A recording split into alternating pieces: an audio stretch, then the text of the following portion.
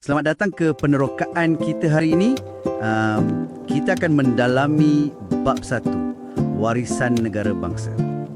Kita akan tengok macam mana konsep negara bangsa ni bukan saja wujud tapi berkembang, kan? Terutamanya zaman Kesultanan Melayu Melaka. Ya, tepat sekali. Kita akan lihat macam mana asas dia tu sebenarnya dah ada dari kerajaan-kerajaan awal lagi. Macam Funan, Champa, Sriwijaya. Yang kemudiannya diwarisi, digilap lagi oleh Melaka. Jadi satu legasi kenegaraan yang menariklah untuk kita kupas. Okey, jom kita mulakan dengan bab 1.1, latar belakang negara bangsa sebelum kedatangan Barat. Jadi, nampaknya idea negara bangsa ni bukan benda baru lah ya kat rantau kita. Sememangnya, bukti-bukti menunjukkan kerajaan macam Funan, Champa dan terutamanya Sriwijaya memang dah ada ciri-ciri asas negara bangsa ni.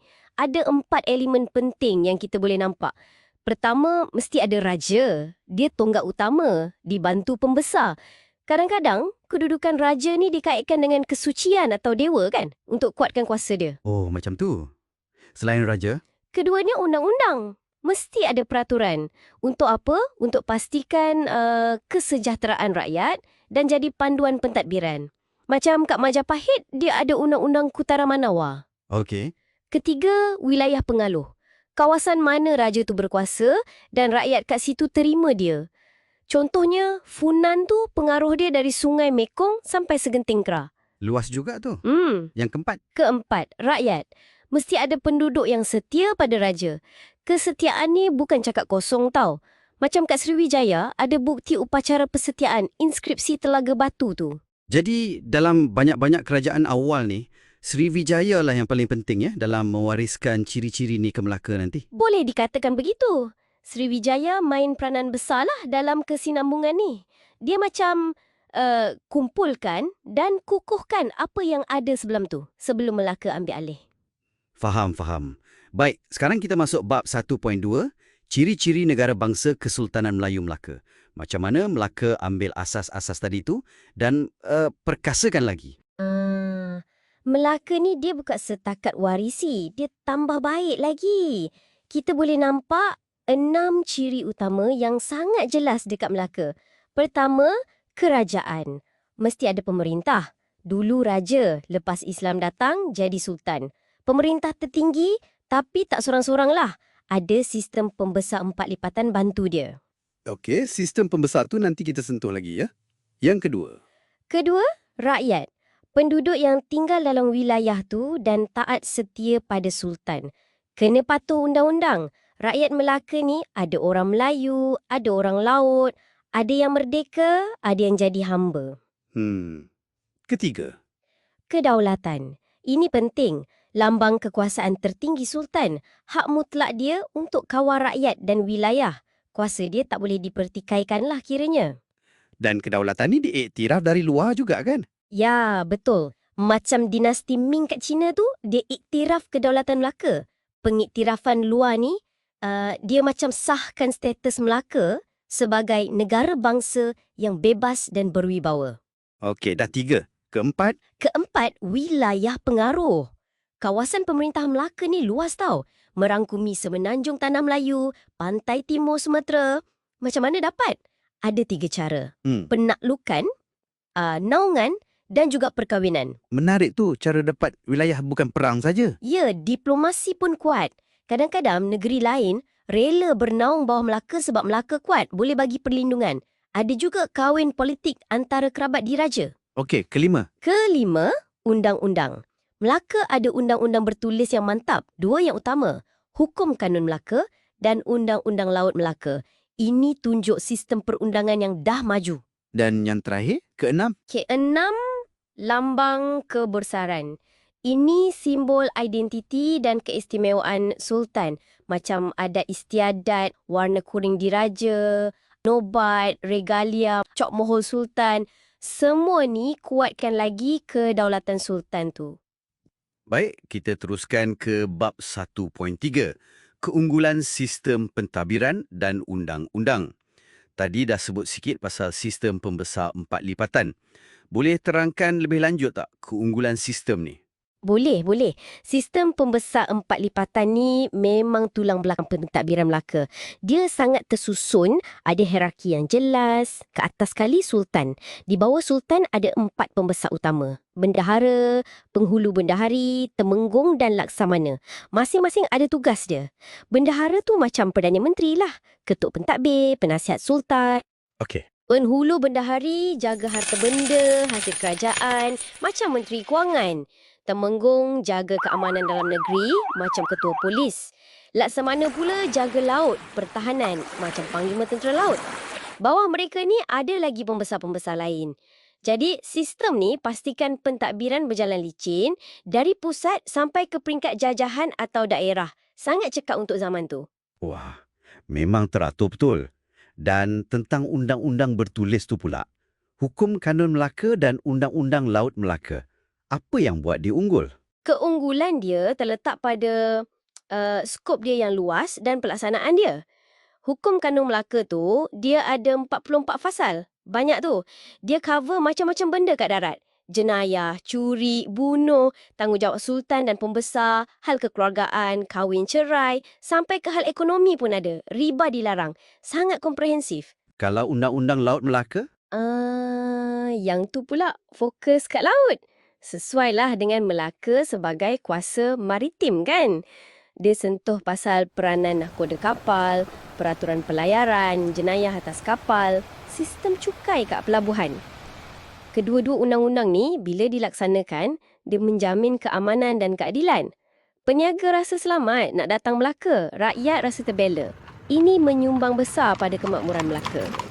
Okey, menarik sangat. Sekarang kita ke bahagian akhir. Bab 1.4. Peranan pemerintah dan rakyat. Macam mana pula hubungan antara dua golongan ni di Melaka? Hubungan pemerintah dan rakyat di Melaka ni, dia unik sikit. Dia berdasarkan konsep timbal balik. Maksudnya, saling bergantung antara satu sama lain. Asas dia ialah konsep wak adat. Pernah dengar kan? Perjanjian yang kononnya berlaku antara Sangsa Purba, wakil golongan raja, dengan Demang Lebar Daun, wakil golongan rakyat. Macam dalam sejarah Melayu tu. Ya, wak adat. Apa isi penting dia? Intipati dia mudah je. Rakyat berjanji akan taat setia kepada raja dan keturunan dia. Tak akan derhaka. Manakala raja pula berjanji akan memerintah dengan adil, tak akan zalimi atau aib ke rakyat dia. Kalau mana-mana pihak langgar janji ni, dikatakan akan kena, itulah, atau balasan lah. Jadi, ini macam satu kontrak sosial awal yang ikat kedua-dua pihak. Jadi, apakah peranan spesifik golongan pemerintah, sultan dan pembesar ni? Okey, Sultan sebagai ketua, peranan utama dia menaungi dan melindungi rakyat serta keseluruhan kerajaan. Dia kena jaga keselamatan, wujudkan perpaduan, dia juga bertanggungjawab untuk kemakmuran negeri dan dialah yang perkenalkan undang-undang. Pembesar pula, tugas dia bantu Sultan lah. Jaga keamanan kawasan dia, kutip hasil atau cukai, sediakan tenaga tentera kalau Sultan panggil berperang. Dan rakyat pula. Apa peranan golongan di perintah ni? Rakyat atau golongan di perintah ni, peranan utama dia ialah taat setia. Kena patuh arahan pemerintah, tak boleh derhaka. Kena hadir majlis-majlis umum macam pertabalan atau sambutan. Selain tu, mereka juga sumbang tenaga untuk kerja awam macam bina istana, gotong royong atau jadi askar bila ada kerahan tenaga. Rakyat ni terdiri daripada macam-macam lapisan. Peniaga, petani, tukang, nelayan dan juga golongan hamba. Jadi secara keseluruhannya, kita dah lihat bagaimana warisan negara bangsa ni dah ada akarnya sejak zaman kerajaan awal lagi di alam Melayu. Kemudiannya ia berkembang dengan begitu pesat dan tersusun rapi di bawah Kesultanan Melayu Melaka dengan ciri-ciri yang jelas. Ada kerajaan berdaulat, ada rakyat yang setia, wilayah pengaruh yang luas, undang-undang yang mantap dan juga lambang-lambang kebesaran. Hukum Kanun Melaka dan Undang-Undang Laut Melaka yang komprehensif.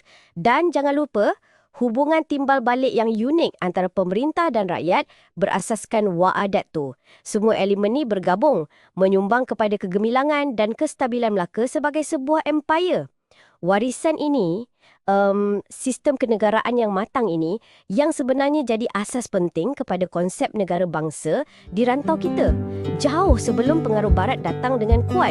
Jadi pemahaman tentang warisan ni saya rasa masih relevan sampai hari ini untuk kita hargai asas pembinaan negara kita sendiri. Semoga perkongsian ini memberi manfaat kepada anda semua. Jumpa lagi dalam episod seterusnya. Selamat datang semua ke sesi kita hari ini.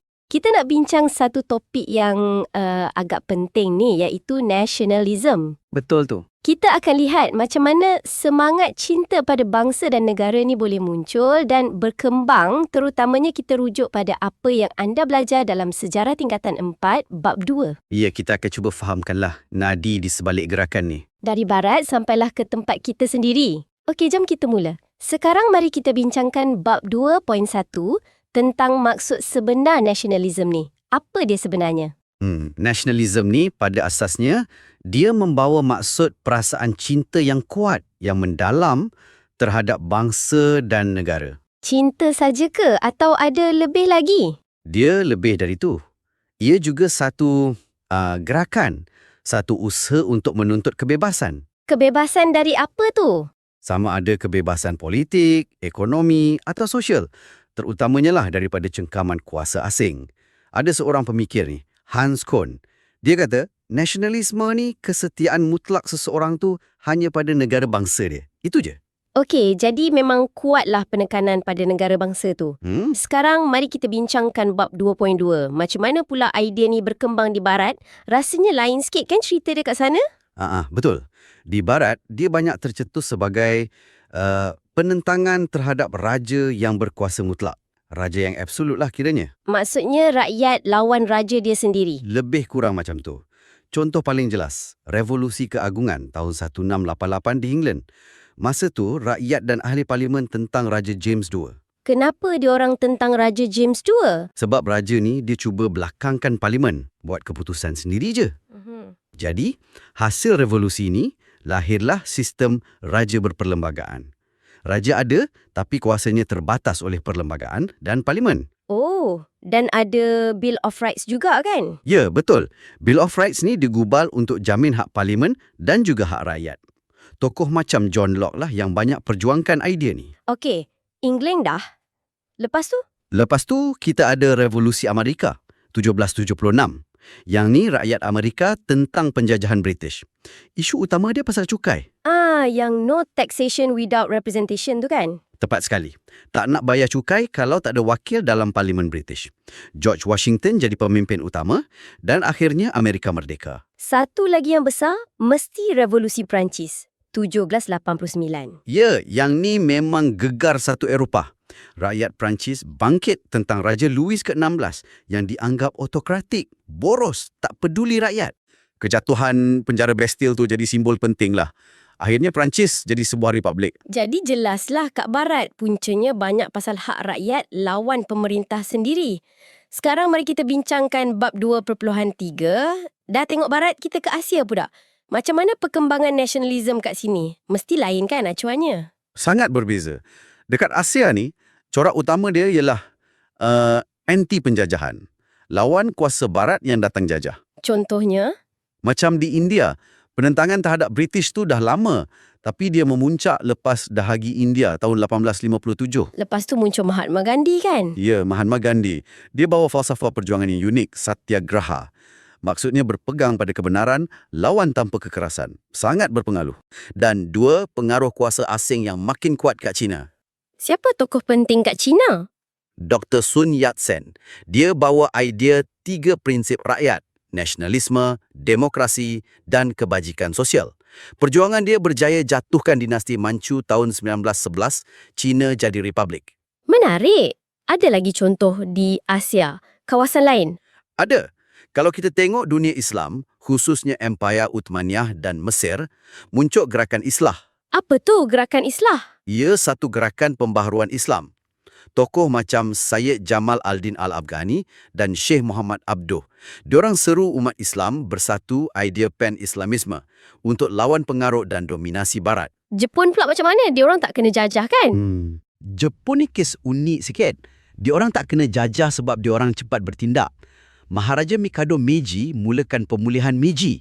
Maksudnya? Dia modernkan Jepun ikut acuan barat, industri, tentera, pendidikan, tapi tujuan utama dia supaya Jepun cukup kuat untuk elak penjajahan barat.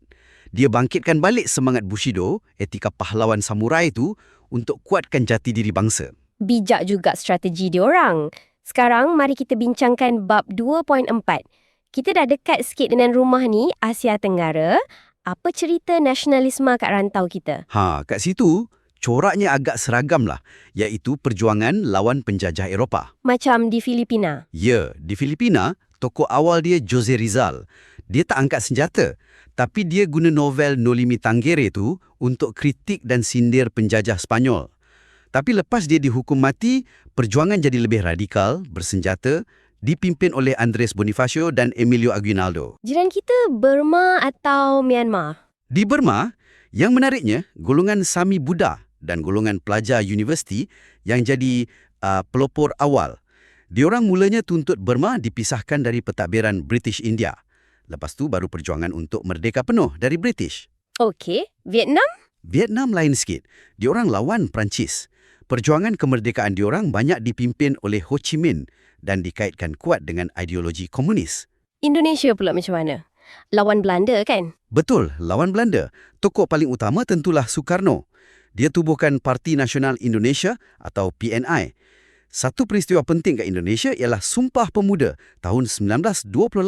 Apa yang penting sangat pasal Sumpah Pemuda ni? Ia satu ikrar oleh pemuda dari pelbagai suku kaum kat Indonesia, Jawa, Sumatera, Borneo, semua untuk bersatu bawah satu tanah air, satu bangsa dan satu bahasa, iaitu Indonesia. Ini langkah besar ke arah pembentukan identiti nasional. Tinggal satu negara je yang macam lain sikit, Thailand. Ya, Thailand atau Siam masa tu. Dia unik sebab berjaya kekalkan kemerdekaan, tak dijajah secara langsung. Macam mana dia buat? Hasil kebijaksanaan raja diorang, terutamanya Raja Mongkot dan anak dia, Raja Chulalongkorn. Diorang cepat-cepat jalankan pemodenan, pentadbiran ekonomi dan sosial. Jadi kuasa barat tak ada alasan kukuh nak masuk campur dan jajah. Sekarang, mari kita bincangkan bab 2.5. Kita balik ke negara kita pula. Kesedaran nasionalisme kat Tanah Melayu ni, adakah ia benda baru abad ke-20 atau dah ada bibit-bibit awal? Sebenarnya, kalau kita nak cakap pasal semangat menentang kuasa asing tu, akarnya dah lama ada kat sini. Walaupun perkataan nasionalisme tu mungkin belum diguna pakai secara meluas lah. Contoh awal macam mana tu? Kita boleh tengok usaha Sultan Mahmud Shah, Sultan Melaka terakhir tu, yang berkali-kali cuba nak rebut balik Melaka dari tangan Portugis. Itu dah satu bentuk perjuangan untuk tanah air. Ada lagi? Ada. Perjuangan Sultan Abdullah Mukarram Shah dari Kedah yang cuba tuntut balik Pulau Pinang daripada Syarikat Hindia Timur Inggeris, SHTI. Dan jangan lupa penentangan tokoh-tokoh tempatan terhadap campur tangan British pada abad ke-19. Macam siapa tu? Macam Penghulu Dol Said, Datuk Maharaja Lela, Datuk Bahaman, Tok Janggut. Perjuangan mereka menentang British tu, walaupun bersifat setempat, ia adalah asas kepada kesedaran untuk mempertahankan hak dan kedaulatan bangsa. Sekarang mari kita bincangkan bab 2.6. Jadi, kita tahu dah ada penentangan awal, tapi apa faktor-faktor yang buatkan gerakan nasionalisme ni jadi lebih bersemarak dan tersusun di Tanah Melayu, terutamanya pada awal abad ke-20? Ada beberapa faktor penting yang saling berkaitan. Boleh dikatakan ada 6 faktor utama lah. Okey, apa yang pertama? Pertama, peranan agama. Idea gerakan Islah, gerakan pembaharuan Islam dari Mesir tu, dibawa balik oleh pelajar-pelajar kita yang belajar kat sana. Ini buka minda orang Melayu tentang kemajuan dan menentang amanan kolot serta penjajahan. Kedua? Kedua, penulisan kreatif. Novel, puisi, cerpen. Media cetak mesti main peranan juga kan? Ya, itu faktor ketiga. Kemunculan akhbar dan majalah. Ini jadi platform untuk bincang isu-isu bangsa, ekonomi, pendidikan, politik. Keempat? Sistem pendidikan, penubuhan madrasah yang bawa idea Islah, sekolah Melayu dan terutamanya penubuhan Maktab Perguruan Sultan Idris atau SITC di Tanjung Malim. Apa istimewanya SITC ni? SITCD bukan setakat lahirkan guru. Ia jadi macam pusat pemikiran orang Melayu. Pensyarah dan pelajar dia kaji sejarah, bahasa kesusasteraan Melayu. Ini membangkitkan kesedaran tentang kegemilangan masa lalu dan nasib bangsa masa kini. Semangat kebangsaan tu disemai kat sini. Okey, dah 4. Lagi 2? Kelima, kemunculan golongan intelektual. Ada kaum muda lepasan Timur Tengah macam Syed Sheikh Al-Hadi, ada lepasan Inggeris, ada lepasan Melayu dari SITC. Mereka inilah yang jadi penggerak utama. Dan yang terakhir? Keenam, pengaruh luar. Kejayaan Jepun kalahkan Rusia tahun 1905 tu buka mata orang Asia. Orang Asia boleh kalahkan kuasa Eropah. Lepas tu, Revolusi Cina 1911, gerakan Pan-Islamisme, perjuangan Mahatma Gandhi di India, kebangkitan di Indonesia dan Filipina, semua ni bagi inspirasi ke orang tanah Melayu. Sekarang, mari kita bincangkan bab 2.7. Bila dah ada faktor-faktor pendorong ni semua, macam mana pula semangat nasionalisme ni disalurkan? Melalui cara apa ia berkembang? Ia digerakkan melalui, boleh kata, 3 saluran utama lah. Apa dia tu? Pertama, melalui peranan golongan intelektual tu sendirilah. Kita boleh bahagikan kepada beberapa kumpulan. Ada kaum muda yang berpendidikan agama dari Timur Tengah. Mereka guna wadah gerakan Islah, terbitkan majalah macam Al-Imam untuk sebar idea pembaharuan. Selain kaum muda? Ada golongan lulusan Inggeris, contohnya dari Maktab Melayu Kuala Kangsar, MCKK.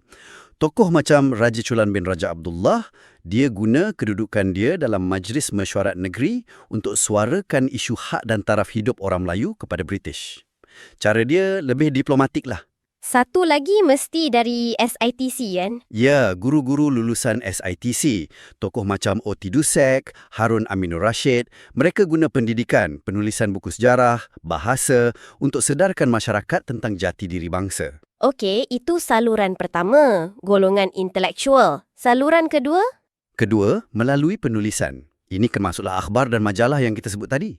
Bukan akhbar Melayu je, akhbar Cina macam Nanyang Siang Pao dan akhbar India macam Tamil Nesan pun main peranan suarakan isu dan kepentingan kaum masing-masing. Karya kreatif macam mana pula? Karya kreatif macam novel, puisi, cerpen tadi tu. Semua ni cara halus tapi berkesan untuk sampaikan mesej kesedaran dan bangkitkan semangat. Dan saluran ketiga? Ketiga, melalui penubuhan persatuan atau pertubuhan.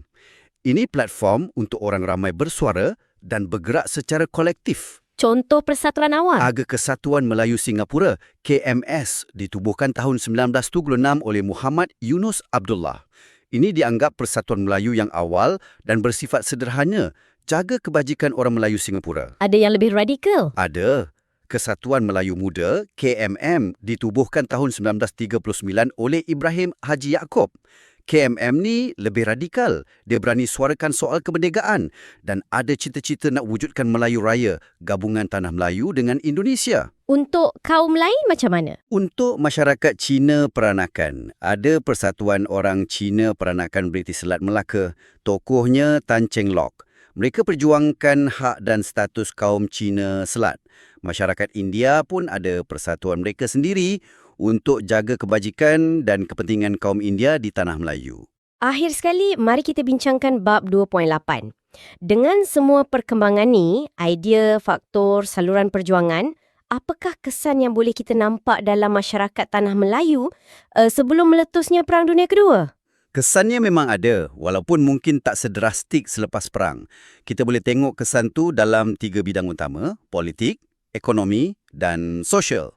Okey, dari segi politik dulu. Dari segi politik, desakan daripada orang Melayu, terutamanya golongan berpendidikan Inggeris, menyebabkan British mula ambil lebih ramai orang Melayu untuk jawatan dalam Perkhidmatan Awam Tanah Melayu, Malayan Civil Service, MCS. British juga laksanakan dasar desentralisasi, maknanya sedikit kuasa pentaburan dipulangkan semula kepada Sultan dan Majlis Mesyuarat Negeri. Untuk kaum lain? Untuk kaum Cina, usaha persatuan dan akhbar mereka berjaya mempertahankan perkembangan sekolah vernacular Cina. Bagi kaum India pula, muncul kesedaran tentang Identity Streets Born People atau Jawi Peranakan di kalangan komuniti India Muslim. Dari segi ekonomi pula? Semangat berniaga di kalangan orang Melayu itu ada peningkatan sikit, terutamanya didorong oleh kaum muda yang tekankan kepentingan ekonomi. Ada juga usaha melalui akhbar Inggeris untuk tubuhkan dana bagi bantu orang Melayu melanjutkan pelajaran ke peringkat tinggi. Dan SITC itu sendiri sediakan latihan kemahiran seperti anyaman dan pertukangan sebagai persediaan kerja. Bidang sosial. Secara sosial, kita nampak bilangan guru lepasan SITC makin bertambah. Ini sebarkan lagi kesedaran ke seluruh tanah Melayu. Isu-isu kemajuan wanita mula dibincangkan secara terbuka dalam majalah, contohnya majalah Bulan Melayu di Johor Bahru. Persatuan main peranan juga kat sini kan? Ya, persatuan-persatuan tadi itu aktif jaga kebajikan dan budaya kaum masing-masing. Macam Tan Cheng Lock tu, dia sangat lantang memperjuangkan isu pendidikan dan kebajikan masyarakat Cina. Secara umumnya, kesedaran tentang pentingnya pendidikan tu meningkat dalam semua kaum. Jadi jelaslah ya, perjalanan nasionalisme ni memang kompleks dan makan masa.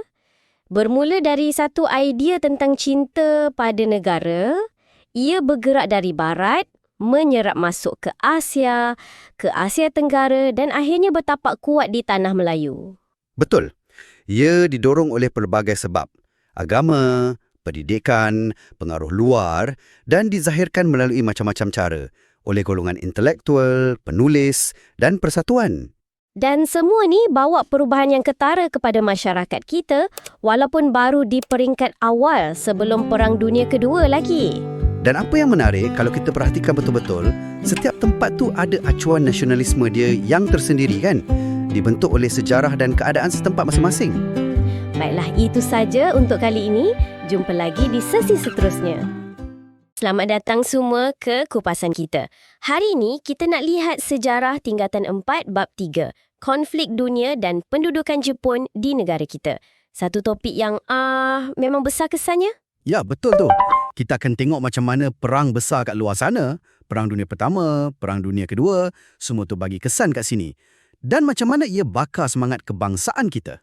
Okey, sekarang mari kita bincangkan bab 3.1, kesedaran awal nasionalisme. Kesedaran ni bukan muncul tiba-tiba lepas perang kan? Tak. Jauh sebelum tu dah ada bibit-bibitnya. Banyak dipengaruhi oleh gerakan Islam dari Timur Tengah. Pan-Islamisme tu.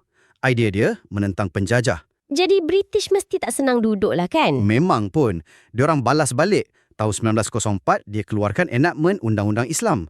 Lepas tu, siap tubuh unit risikan khas, Jabatan Siasatan Jenayah, Biro Siasatan Politik, semua nak pantau gerakan ni. Contoh penentangan masa ni, macam Tok Janggut di Kelantan tu ke? Itu contoh paling jelas. Penentangan Tok Janggut bukan pasal cukai je, tapi lebih kepada pertahankan agama, hak orang tempatan. Lagi-lagi bila Empire Uthmaniyah yang kira penaung umat Islam masa tu masuk Perang Dunia Pertama. Lepas tu British lagi ketat kawalan. Ada undang-undang buku, penerbitan, macam-macam lah. Baik, sekarang mari kita bincangkan bab 3.2, latar belakang Perang Dunia. Kita mulakan dengan Perang Dunia Pertama. Apa punca utama dia meletus ya? Ada beberapa faktor besar lah. Satu, persaingan kuasa-kuasa besar Eropah. Lepas revolusi industri, semua nak cari bahan mentah tanah jajahan. Jadi, berebutlah. Lepas tu ada pakatan tentera pula. Ya, betul. Ada kuasa tengah, Jerman, Austria-Hungary, lawan pakatan bersekutu. Britain, Perancis, Rusia. Sistem pakatan ni rumit. Satu negara serang, yang lain kena tolong. Dan jangan lupa krisis Balkan tu. Pembunuhan Archduke Ferdinand itulah jadi pencetus akhir. Dan tamatnya Perang Dunia Pertama dengan Persidangan Damai Paris 1919. Ya. Dan Perjanjian Versailles. Yang ni penting. Jerman diletakkan sebagai pihak yang bertanggungjawab penuh, kena bayar pampasan perang yang sangat tinggi, saiz tentera dihadkan, hilang wilayah jajahan. Walaupun ada idea macam deklarasi 14 perkara Woodrow Wilson pasal hak negara tentukan nasib sendiri. Betul. Tapi Perjanjian Versailles itulah terlalu menghukum Jerman. Ini yang buat Jerman tak puas hati dan sebenarnya jadi salah satu benih untuk Perang Dunia Kedua pula. Liga Bangsa-Bangsa pun ditubuhkan lepas tu, tapi gagal. Okey, menyambung dari situ. Sekarang, mari kita bincangkan bab 3.3 Perang Dunia Kedua di Eropah.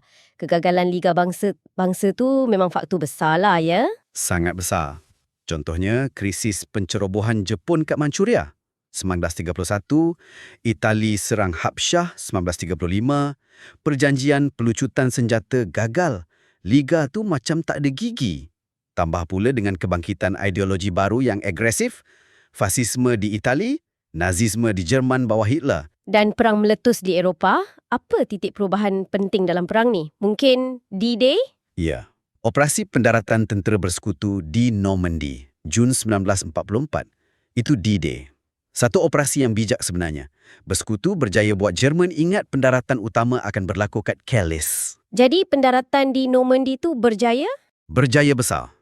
Ia buka laluan untuk tentera bersekutu masuk dari barat. Pada masa sama, Rusia serang dari timur. Akhirnya Jerman tersepit. Hitler pun bunuh diri April 1945 dan Jerman menyerah kalah tak lama lepas tu. Tamatlah perang di Eropah. Tapi perang belum habis lagi kan? Ada medan perang lain. Sekarang, mari kita bincangkan bab 3.4, Perang Dunia Kedua di Asia Pasifik. Apa pula cerita kat sini? Jepun mula meluaskan kuasa. Betul. Jepun masa tu perlukan banyak bahan mentah untuk industri dia. Jadi, dia tengok Asia Tenggara ni kaya dengan sumber. Lokasi pun strategik. Dia guna slogan macam semangat Asia, Asia untuk orang Asia tu semua kan? Itu propaganda dia lah. Lingkungan Kemakmuran Asia Timur Raya. Kononnya nak bebaskan Asia dari penjajah barat, tapi sebenarnya dia nak jadi penjajah baru. Permulaan perang kat Pasifik ni bila? Serangan Pearl Harbor tu ke?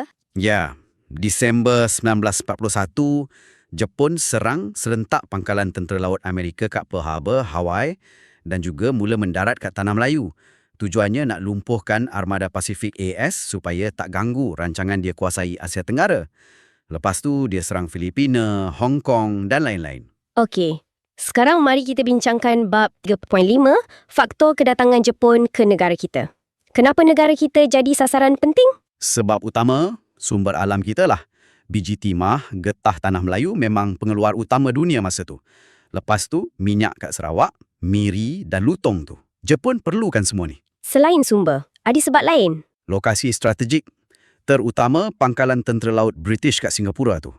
Kalau Jepun dapat kuasai Singapura, kira macam pintu masuk ke seluruh Asia Tenggara dah terbuka luas untuk dia. Dan serangan Jepun memang pantas kan? Sangat pantas. Dia mula mendarat kat pantai Kuala Pak Ahmad, Kelantan tu, 8 Disember 1941. Serentak dengan pendaratan kat Singgora dan Patani, Thailand. Lepas tu, dia mara ikut pantai timur dan pantai barat. Sarawak dan Sabah pun kena serang. Singapura yang kononnya kebal tu pun jatuh pada 15 Februari 1942. Satu kejutan besar untuk British. Sekarang mari kita bincangkan bab 3.6, dasar pendudukan Jepun di negara kita. Macam mana kehidupan bawah Jepun? Pentadbiran dia macam mana? Jepun kekalkan Raja-Raja Melayu sebagai ketua agama Islam dan adat Melayu. Tapi kuasa sebenar kat tangan Gubernur Jepun lah. Ada juga usaha dilantik orang tempatan ke jawatan lebih tinggi sikit, tapi masih bawah pengawasan dia. Dia tubuh Korenjo, Institut Latihan Pemimpin-Pemimpin Muda tu, nak latih ikut acuan dia. Ekonomi pula, dengar cerita pasar wang pokok pisang tu. Itu memang sinonim dengan zaman Jepun. Ekonomi dikawal sepenuhnya oleh Jepun. Dia perkenalkan rancangan pengeluaran 5 tahun, tapi matlamat utama untuk kepentingan Perang Jepun. Mata wang baru yang orang panggil wang pokok pisang tu dicetak banyak sangat sampai tak ada nilai. Inflasi jadi teruk gila. Mesti susah hidup rakyat masa tu. Sangat susah. Barang semua mahal, makanan dicatuk guna ordinan kawalan barangan. Jepun galakkan orang tanam makanan sendiri macam ubi kayu, keledek. Kempen tambah lebih banyak makanan. Dari segi sosial pula, dia cuba terapkan semangat Jepun, Nippon Seishin. Kena belajar bahasa Jepun, Nippon Go, nyanyi lagu kebangsaan dia, Kimi Gayo, hormat Maharaja Jepun. Tapi bab agama Islam dan adat Melayu, dia agak berhati-hati sikit, tak usik secara langsung. Walaupun Jepun nampak kuat, mesti ada penentangan kan? Sekarang, mari kita bincangkan bab 3.7, perjuangan rakyat menentang pendudukan Jepun. Mesti ada. Walaupun Jepun kejam, rakyat tak diam je. Penentangan datang dari macam-macam kumpulan. Ada Sakibaki Regimen Askar Melayu yang lawan masa Jepun mula-mula masuk. Lepas tu ada pasukan gerila macam MPAJ, Malayan People's Anti-Japanese Army yang dapat sokongan British. Ada Force 136, pasukan khas British. Orang Cina pun ada gerakan sendiri. Ada macam Parti Kuomintang KMT. Selain tu ada juga penentangan individu, orang perseorangan yang berani. Dan jangan lupa, kat Sarawak dan Sabah pun ada gerakan anti-Jepun mereka sendiri. Menarik. Pendudukan Jepun ni, walaupun perit, ada kesan pada semangat kebangsaan tak? Sekarang, mari kita bincangkan bab 3.8, perkembangan gerakan nasionalisme tempatan dan pendudukan Jepun. Ya, ironinya ada. Slogan Jepun Asia untuk Asia tu walaupun propaganda, pada awalnya macam bagi harapan. Dan bila Jepun berjaya kalahkan British, ia macam runtuhkan anggapan yang orang barat ni hebat sangat tak boleh dikalahkan. Mitos tu pecah. Jadi semangat anti penjajah makin kuat. Makin kuat. Tapi bukan setakat anti barat je, tapi anti semua penjajah. Termasuk Jepun sendiri bila dah rasa keperitan bawah diorang. Orang Melayu pun bergerak. Jepun ada bebaskan Ahli Kesatuan Melayu Muda, KMM, yang British penjara. KMM ni harap Jepun bagi merdeka, tapi bila diorang minta, Jepun bubarkan KMM. Lepas tu ada ahli KMM yang sertai tentera sukarela Gyugun atau Gyutai, bentukan Jepun. Mungkin sebagai strategi nak teruskan perjuangan dari dalam. Kesedaran politik di Sarawak dan Sabah pun meningkat masa ni. Ya, pengalaman bawa Jepun turut bagi kesan kat sana juga. Kesedaran untuk tentukan nasib sendiri tu makin terasa. Akhirnya Jepun kalah perang. Sekarang mari kita bincangkan bab 3.9, keadaan negara kita selepas kekalahan Jepun. Apa jadi bila Jepun menyerah kalah? Jepun kalah Ogos 1945. Tapi penyerahan rasmi itu berlaku berperingkat-peringkat. Bulan September, kat Labuan, Kuching, Singapura, Kuala Lumpur. Masalahnya, British lambat sangat nak datang balik ambil alih pentadbiran. Jadi, wujud apa yang kita panggil kekosongan kuasa atau power vacuum. Dan siapa yang isi kekosongan ni? Masa inilah MPJA atau Bintang 3 yang banyak beroperasi dalam hutan masa zaman Jepun keluar.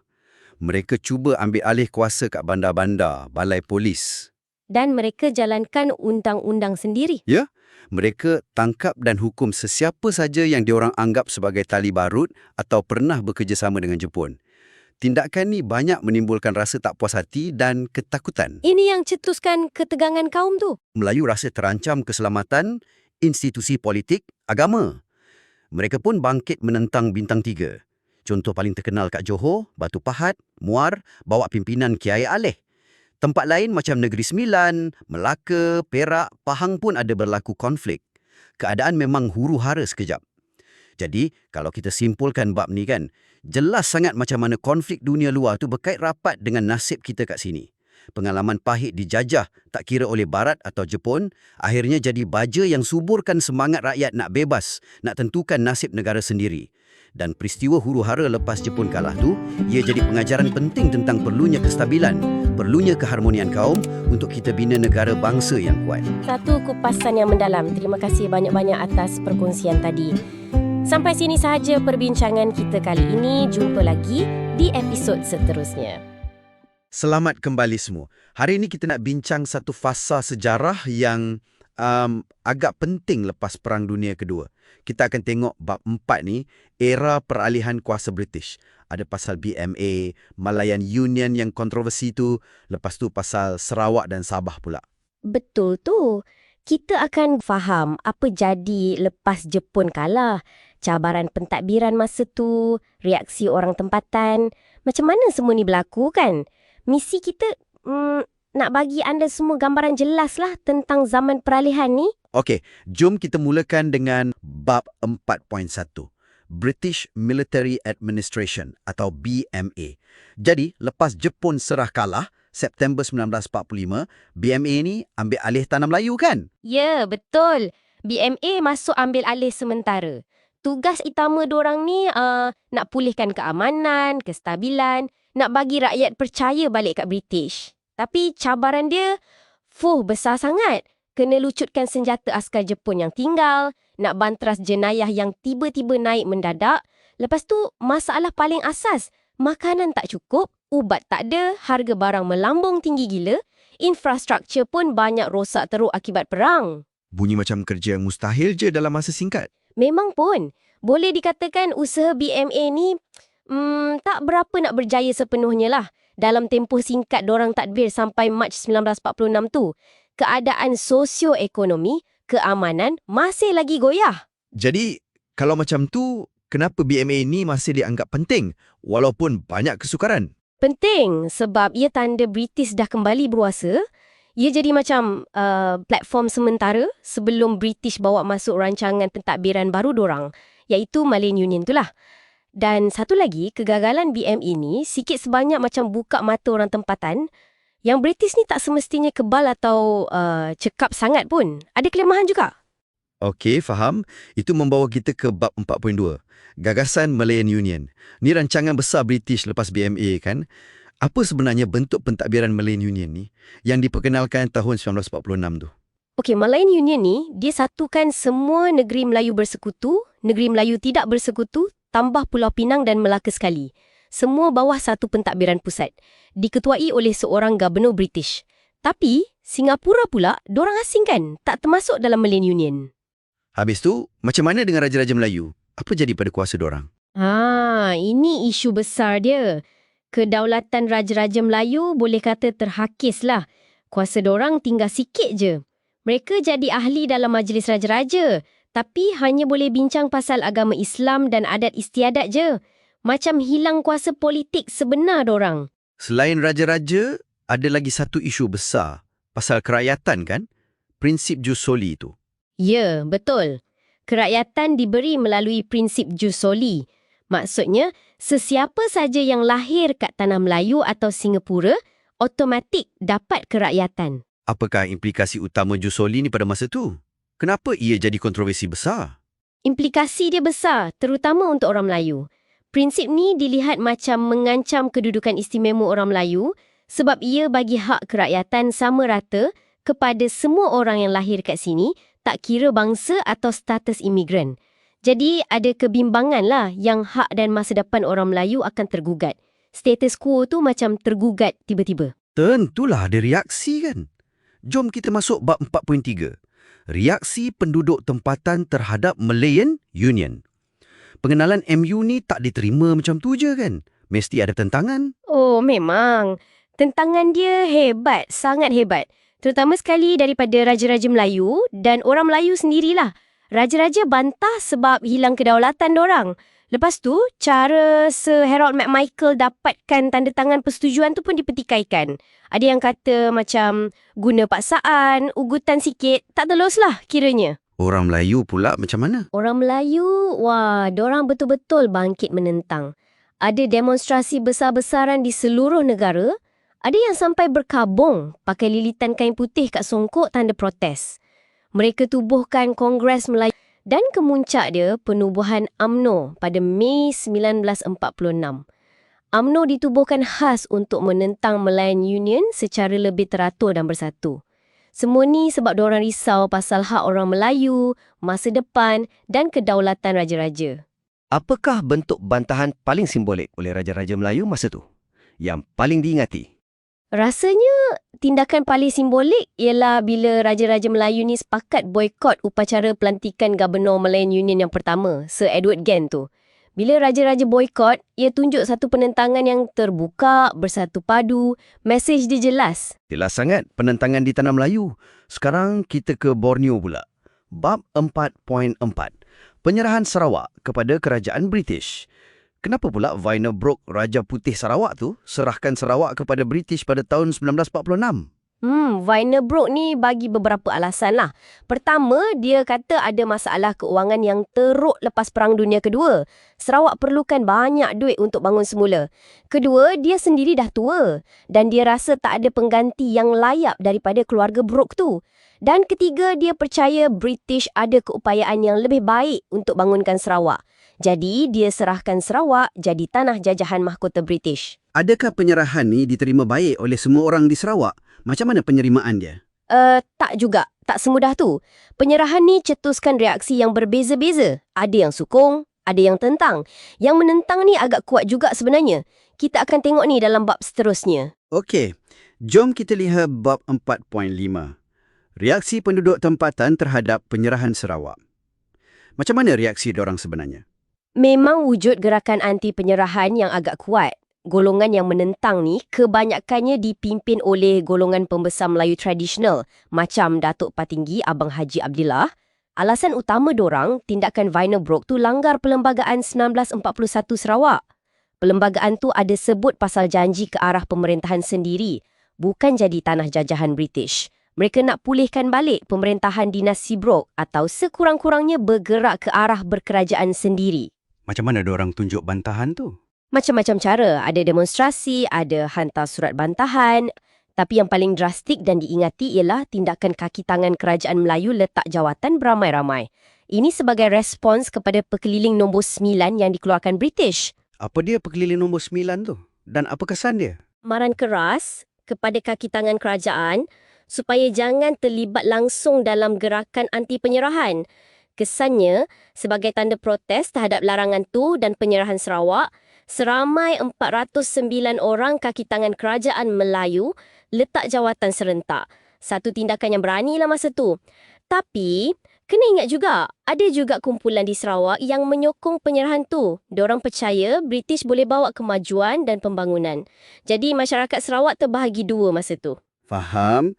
Situasi yang kompleks juga di Sarawak. Sekarang kita beralih ke negeri jiran. Bab 4.6. Penyerahan Sabah kepada Kerajaan British. Sabah pun diserahkan kepada British dalam tahun yang sama, 1946. Apa pula sebabnya di Sabah? Okey, Sabah ni sebelum perang ditadbir oleh Syarikat Borneo Utara British, SBUB kan? Bukan Raja Brooke macam Sarawak.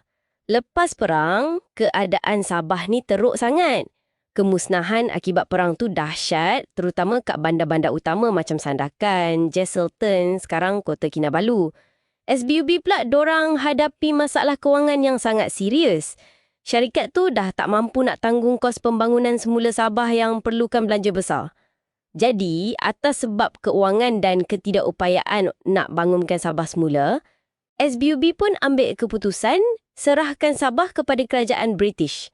Sabah pun jadi tanah jajahan mahkota British. Jadi faktor utama penyerahan Sabah ni memang semata-mata sebab isu kewangan dan kemusnahan lepas perang ya? Ya, itulah faktor utama yang dinyatakan. Kemusnahan akibat perang tu memang teruk. Dan SBUB sebagai sebuah syarikat perniagaan tak ada kapasiti keuangan nak pulihkan Sabah. Penyerahan kepada British dilihat sebagai satu-satunya jalan. Okey, akhir sekali. Bab 4.7. Reaksi penduduk tempatan terhadap penyerahan Sabah. Macam mana pula reaksi orang Sabah? Adakah sama macam di Sarawak atau Tanah Melayu? Ini yang menarik. Reaksi kat Sabah ni agak berbeza. Berbanding dengan Tanah Melayu dan Sarawak, penentangan di Sabah boleh kata tak begitu menonjol lah. Tak ada gerakan anti penyerahan yang besar atau tersusun macam kat tempat lain. Kenapa pula reaksi di Sabah berbeza macam tu? Ada beberapa kemungkinan lah. Pertama, mungkin sebab tahap kemusnahan yang lebih teruk kat Sabah lepas perang tu. Jadi, fokus utama penduduk lebih kepada isu sosioekonomi. Nak bina hidup balik, nak cari makan. Isu pembangunan semula jadi keutamaan nombor satu. Kedua, penyerahan kepada British ni mungkin dilihat oleh sesetengah pihak kat sana sebagai satu peluang. Peluang untuk pemulihan yang lebih cepat, peluang untuk pembangunan, peluang pekerjaan yang dijanjikan oleh British. Struktur politik dan sosial kat Sabah masa tu pun mungkin berbeza sikit berbanding Sarawak dan Tanah Melayu. Jadi kurang platform untuk tentangan politik berskala besar macam tu. Nampaknya lebih pragmatik lah pendekatan dorang. Wah, menarik perbezaan tu. Jadi secara keseluruhannya, Bab 4 ni tunjuk satu era yang sangat dinamik ya lepas perang. Kita nampak BMA cuba stabilkan keadaan tapi banyak cabaran. Lepas tu Malayan Union yang cetuskan bantahan besar-besaran di Tanah Melayu pasal kedaulatan dan kerakyatan. Dan kat Borneo pula, Sarawak dan Sabah jadi tanah jajahan British tapi dengan reaksi tempatan yang sangat berbeza. Sarawak ada tentangan kuat, Sabah pula lebih senyap. Betul tu. Peristiwa-peristiwa dalam bab 4 ni jelas tunjukkan macam mana dinamika politik berubah. Kebangkitan kesedaran kebangsaan, walaupun dalam bentuk yang berbeza-beza, muncul bila berdepan dengan kuasa penjajah yang cuba susun semula pentadbiran ikut acuan dorang. Cara masyarakat tempatan bertindak balas, menentang ke, menyokong ke atau fokus pada isu lain, semua ni penting dalam membentuk landscape politik negara kita. Dan perbezaan pengalaman antara Tanah Melayu, Sarawak dan Sabah dalam tempoh kritikal ni pun jadi asas penting untuk kita faham konteks pembentukan Malaysia nanti. Terima kasih banyak atas kupasan yang mendalam tu. Banyak yang kita belajar hari ini. Jumpa lagi lain kali. Selamat datang semua ke sesi kita. Hari ni kita nak bincangkan satu topik penting dalam sejarah kita, iaitu bab 5, Persekutuan Tanah Melayu 1948. Kita akan cuba faham macam mana ia ditubuhkan, apa ciri-cirinya dan kesannya selepas penolakan Melayan Union tu. Ya, betul tu. Persekutuan Tanah Melayu 1948 atau PTM 1948 ni, ia memang satu titik perubahan lah dalam sejarah negara. Ia menggantikan Melayan Union yang kita tahu kan banyak kontroversi dan ia membentuk asas kepada negara kita hari ini. Satu proses yang menarik sebenarnya. Okey, mari kita mulakan perbincangan bab 5.1. Latar belakang penubuhan Persekutuan Tanah Melayu 1948. Fokus utama kat sini, penubuhan Jawatan Kuasa Kerja pada 25 Julai 1946 kan? Ya. Jawatan Kuasa Kerja ni sangat penting. Ia ditubuhkan khusus untuk merangka Perjanjian Persekutuan Tanah Melayu yang baru. Ahli-ahlinya pun bukan calang-calang. Ada wakil Raja-Raja Melayu, ada wakil UMNO dan pegawai kanan British. Kira macam satu pasukan khas lah. Jadi, ini macam satu usaha gabungan lah, ya? Bukan satu pihak je yang buat keputusan. Tepat sekali. Ia langkah rundingan. Selepas bantahan yang begitu hebat terhadap Melayan Union tu, kan, kena cari jalan tengah. Nak damaikan kehendak orang Melayu, terutamanya Raja-Raja dan UMNO, dengan kepentingan British sendiri. Jadi, kenapa Jawatan Kuasa Kerja ni dilihat sebagai langkah pertama yang signifikan ke arah PTM 1948? Sebabnya, ia secara rasmi memulakan proses perbincangan, proses penggubalan struktur pentadbiran baru. Yang penting, struktur baru ini diharapkan lebih diterima oleh penduduk tempatan berbanding Melayan Union yang ditolak habis-habisan tu. Ia buka pintu rundingan secara rasmi. Okey, nampak macam satu usaha British nak cool down keadaan lah kan? Tapi, ceritanya tak habis kat situ. Ada tentangan lain pula muncul. Kali ni dari Putra MCJA. Ini plot twist yang menarik ni. Siapa sebenarnya Putra MCJA ni dan apa masalah mereka dengan Jawatan Kuasa Kerja tadi? Okey, Putra MCJA ni sebenarnya gabungan dua kumpulan besar. Putra tu, Pusat Tenaga Rakyat, ini wakil nasionalis Melayu yang boleh kata lebih radikal sikit lah. MCJA pula, All Malaya Council of Joint Action. Ini gabungan pelbagai pertubuhan bukan Melayu. Jadi, kenapa mereka tak puas hati? Besar rakyat, terutamanya dari pihak diorang, tak didengari langsung dalam proses penting nak tentukan masa depan Tanah Melayu ni. Mereka nampak Jawatan Kuasa Kerja tu macam eksklusif sangat. Hanya British, Raja-Raja dengan UMNO je. Macam mana dengan suara lain?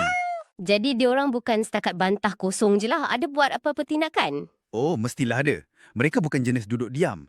Pada Julai 1947, Putra AMCJA ni keluar dengan draft perlembagaan mereka sendiri.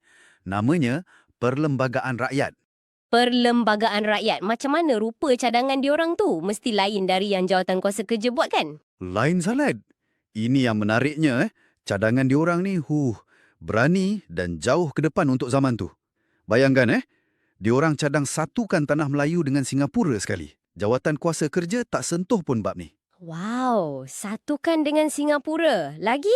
Diorang nak kerajaan pusat yang kuat, Dewan Perundangan yang dipilih rakyat sepenuhnya. Raja-Raja Melayu kekal, tapi sebagai raja berperlembagaan. Maknanya kuasa tu pada rakyat. Pasal kewarganegaraan pun, diorang cadang bagi sama rata je untuk semua yang anggap Tanah Melayu ni rumah diorang. Siap cadang nama kerakyatan tu Melayu. Inklusif betul kan? Konsep Melayu untuk semua. Itu memang radikal. Kan? Lepas tu, bahasa Melayu jadi bahasa kebangsaan.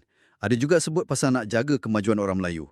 Siap ada cadangan bendera sendiri, warna merah putih. Ini memang menunjukkan satu dinamik politik yang sangat kompleks masa tu ya. Ada gabungan nasionalis Melayu radikal dengan kumpulan bukan Melayu cuba cari jalan bersama. Tapi apa jadi dengan Perlembagaan Rakyat ni? Diterima ke? Walaupun ia satu usaha yang hebat, diterbitkan Oktober 1947, tapi akhirnya British tolak mentah-mentah. Alasan British, cadangan tu terlalu bercanggah dengan apa yang diorang nak untuk Tanah Melayu. Diorang lebih selesa dengan draft Jawatan Kuasa Kerja. Jadi Perlembagaan Rakyat ni tinggal jadi sejarah je lah. Satu visi alternatif yang tak kesampaian. Baiklah, sekarang mari kita masuk bab 5.2. Faktor-faktor penubuhan Persekutuan Tanah Melayu 1948. Apa sebenarnya yang tolak semua pihak ke arah ni? Okey, faktor-faktornya ada beberapa yang utama. Boleh kata 3 lah. Pertama, sudah tentu penentangan orang Melayu terhadap Malayan Union. Kedua, cadangan daripada Raja-Raja Melayu dan UMNO sendiri. Dan ketiga, yang ni menarik sikit, sokongan daripada pentadbir British. Penentangan orang Melayu tu memang jelas lah kan? Rasanya semua tahu pasal ni. Raja-raja, cendekiawan, MMO, semua bersatu menentang. Sampai ada ahli parlimen British, siapa nama dia? Gammons dan Rhys Williams datang tengok sendiri bantahan tu. Betul, memang kuat penentangan tu. Dan dari situ datang pula faktor kedua. Cadangan Raja-Raja Melayu dan UMNO. Mereka bukan sekadar bantah kosong, mereka ada cadangan. Nak satu bentuk persekutuan, statusnya taraf naungan, bukan tanah jajahan macam Malayan Union. Mereka nak perjanjian baru dan paling penting, kedudukan Raja-Raja Melayu dipulihkan. Itu tuntutan utama. Menarik. Tapi yang pasal sokong Melayu British tu, kenapa pula British nak sokong PTM 1948 lepas mereka sendiri yang bawa Malayan Union? Ada udang sebalik batu ke? Soalan yang bagus. Sebenarnya, ia gabungan beberapa sebab. British pun kena pragmatik. Pegawai tinggi British nampak PTM 1948 ni sebagai cara nak wujudkan keamanan, kestabilan. Lepas perang kan, keadaan tak menentu. Kestabilan ni penting untuk kemajuan ekonomi tanah Melayu, biji timah, getah. Itu sumber penting untuk British pulihkan ekonomi mereka lepas Perang Dunia Kedua. Jadi, lebih kepada kepentingan ekonomi dan kestabilan lah ya? Boleh kata macam tu, tapi ada juga faktor lain. Tekanan antarabangsa pun ada. Piagam Atlantik PBB tu pasal dekolonisasi. Dan mereka juga kena akur dengan penentangan hebat orang Melayu. Kalau teruskan Malayan Union, mungkin lagi teruk keadaan. Jadi PTM 1948 ni kira macam kompromi terbaik untuk semua pihak pada masa tu. Jaga kepentingan British, tapi pada masa sama, tenangkan orang Melayu. Okey, faham. Sekarang mari kita ke bab 5.3, ciri-ciri Persekutuan Tanah Melayu 1948. Apa yang membezakan PTM 1948 ni dengan Malayan Union? Ciri-cirinya merangkumi beberapa aspek penting. Pentadbiran, kuasa Raja-Raja Melayu, perundangan dan juga kewarganegaraan. Kalau dari segi pentadbiran, macam mana? Okey, pentadbiran. PTM 1948 ni, dia gabungkan 9 negeri Melayu dan 2 negeri Selat, iaitu Pulau Pinang dan Melaka. Singapura pula, dia kekal sebagai tanah jajahan British yang berasingan. Ketua pentadbiran persekutuan ialah Pesuruhjaya Tinggi British. Kuasa dia masih besar. Tapi kuasa Raja-Raja Melayu, ada perubahan ke dari Malayan Union? Itu perubahan besar. Kuasa Raja-Raja Melayu memang dipulihkan. Satu institusi penting ditubuhkan iaitu Majlis Raja-Raja. Walaupun kuasa eksekutif utama masih di tangan Pesuruhjaya Tinggi, Majlis Raja-Raja ni bagi suara kepada Raja-Raja. Sultan juga kembali berkuasa untuk mengesahkan rang undang-undang di peringkat negeri. Ini penting. Bagaimana pula dengan kewarganegaraan? Ini kan isu paling sensitif masa Malayan Union dulu. Apa jadi dalam PTM 1948? Ya, isu kewarganegaraan ni memang dirombak. Boleh kata ia diperketatkan berbanding Malayan Union. Prinsip jus soli yang longgar tu diubah. Ada 2 cara utama nak dapat kerakyatan PTM 1948. Satu, melalui kuat kuasa undang-undang. Ini automatik untuk rakyat raja di negeri Melayu dan rakyat British di negeri Selat. Cara kedua ialah pendaftaran, tapi syaratnya lebih ketat. Kena lahir dalam persekutuan, kena tinggal lama, kalau tak silap saya 15 tahun dalam tempoh 20 tahun sebelum mohon. Kena ada kelakuan baik, faham adat tempatan dan boleh bertutur bahasa Melayu atau bahasa Inggeris. Jadi, memang lebih ketat lah. Jadi, adakah ciri-ciri ni semua memenuhi tuntutan orang Melayu sepenuhnya masa tu? Atau masih ada yang tak puas hati? Ia satu kompromi kan? Macam kita cakap tadi, kedudukan raja-raja memang dipulihkan, hak istimewa orang Melayu pun diiktiraf, syarat kewarganegaraan diketatkan. Itu semua memenuhi sebahagian besar tuntutan utama orang Melayu dan UMNO. Tapi, kuasa Pesuruhjaya Tinggi British masih sangat besar. Jadi, ia bukan kemerdekaan penuh lagi, tapi satu langkah penting ke arah tu. Masih ada ruang untuk rundingan lanjut. Okey, jelas di situ. Sekarang kita ke bahagian akhir, bab 5.4. Kesan-kesan penubuhan Persekutuan Tanah Melayu 1948. Apa impak utama PTM 1948 ni? Penubuhan PTM 1948 ni bawa beberapa kesan penting. Yang paling utama, ia berjaya stabilkan keadaan politik Tanah Melayu lepas huru-hara Malayan Union tu. Ia juga, macam kita sebut tadi, mengembalikan kedudukan Raja-Raja Melayu sebagai institusi penting. Dan pasal kedudukan istimewa orang Melayu tu? Ya, PTM 1948 secara rasmi mengiktiraf kedudukan istimewa orang Melayu dan pada masa yang sama menjaga kepentingan sah kaum-kaum lain. Ini satu formula penting yang kita lihat kesannya sampai sekarang. Selain tu, ada kesan lain? Ada. Ia membuka ruang kewarganegaraan kepada orang bukan Melayu walaupun dengan syarat yang lebih ketat. Ini meletakkan asas kepada konsep kewarganegaraan pelbagai kaum di negara kita. Dan satu lagi kesan yang sangat penting, PTM 1948 ni mewujudkan asas untuk kerjasama antara kaum. Kerjasama kaum, macam mana tu? Dengan adanya kestabilan politik bawah PTM 1948, ia jadi platform untuk rundingan lanjut ke arah kemerdekaan. Dan untuk capai kemerdekaan, kerjasama semua kaum sangat diperlukan. Ini yang kemudiannya membawa kepada penubuhan Jawatan Kuasa Hubungan Antara Kaum atau CLC. Itu adalah permulaan penting kerjasama politik antara kaum Melayu dan bukan Melayu. Jadi, kalau nak simpulkan, apakah kesan paling signifikan PTM 1948 ni dalam jangka masa panjang?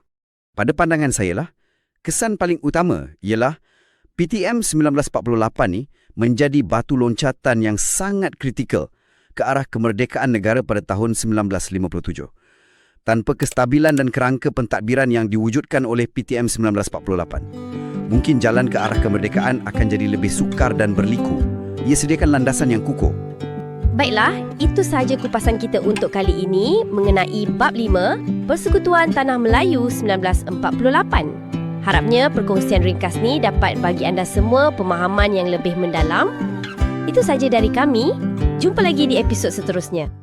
Selamat datang semua. Hari ini kita nak bincang satu topik yang penting dalam sejarah tingkatan 4 kita, iaitu Bab 6. Tajuk dia Ancaman Komunis dan Pengisytiharan Darurat. Ya, satu tempoh yang mencabar dalam sejarah negara. Betul tu.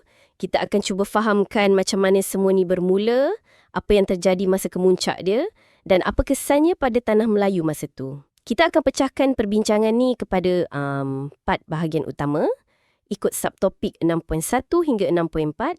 Okey, baik. Sekarang mari kita bincangkan bab 6.1. Macam mana sebenarnya pengaruh komunis ni mula masuk? Okey. Pengaruh komunis ni kan, dia masuk ke Tanah Melayu ni kira dari dua arah utama lah. Satu dari China. Mula-mula tu melalui cawangan Parti Kuomintang, KMT. Lepas tu melalui main school ni bawah Parti Komunis China, PKC. Oh, ada kaitan dengan parti politik Cina masa tu ya? Ya, dekat Kuala Pilah, Negeri Sembilan. Kuala Pilah ya? Jadi PKM ni bergerak macam mana lepas tu? Diorang guna platform Kesatuan Sekerja, sekolah-sekolah Cina untuk sebarkan pengaruh. Satu lagi laluan masuk tu dari Indonesia.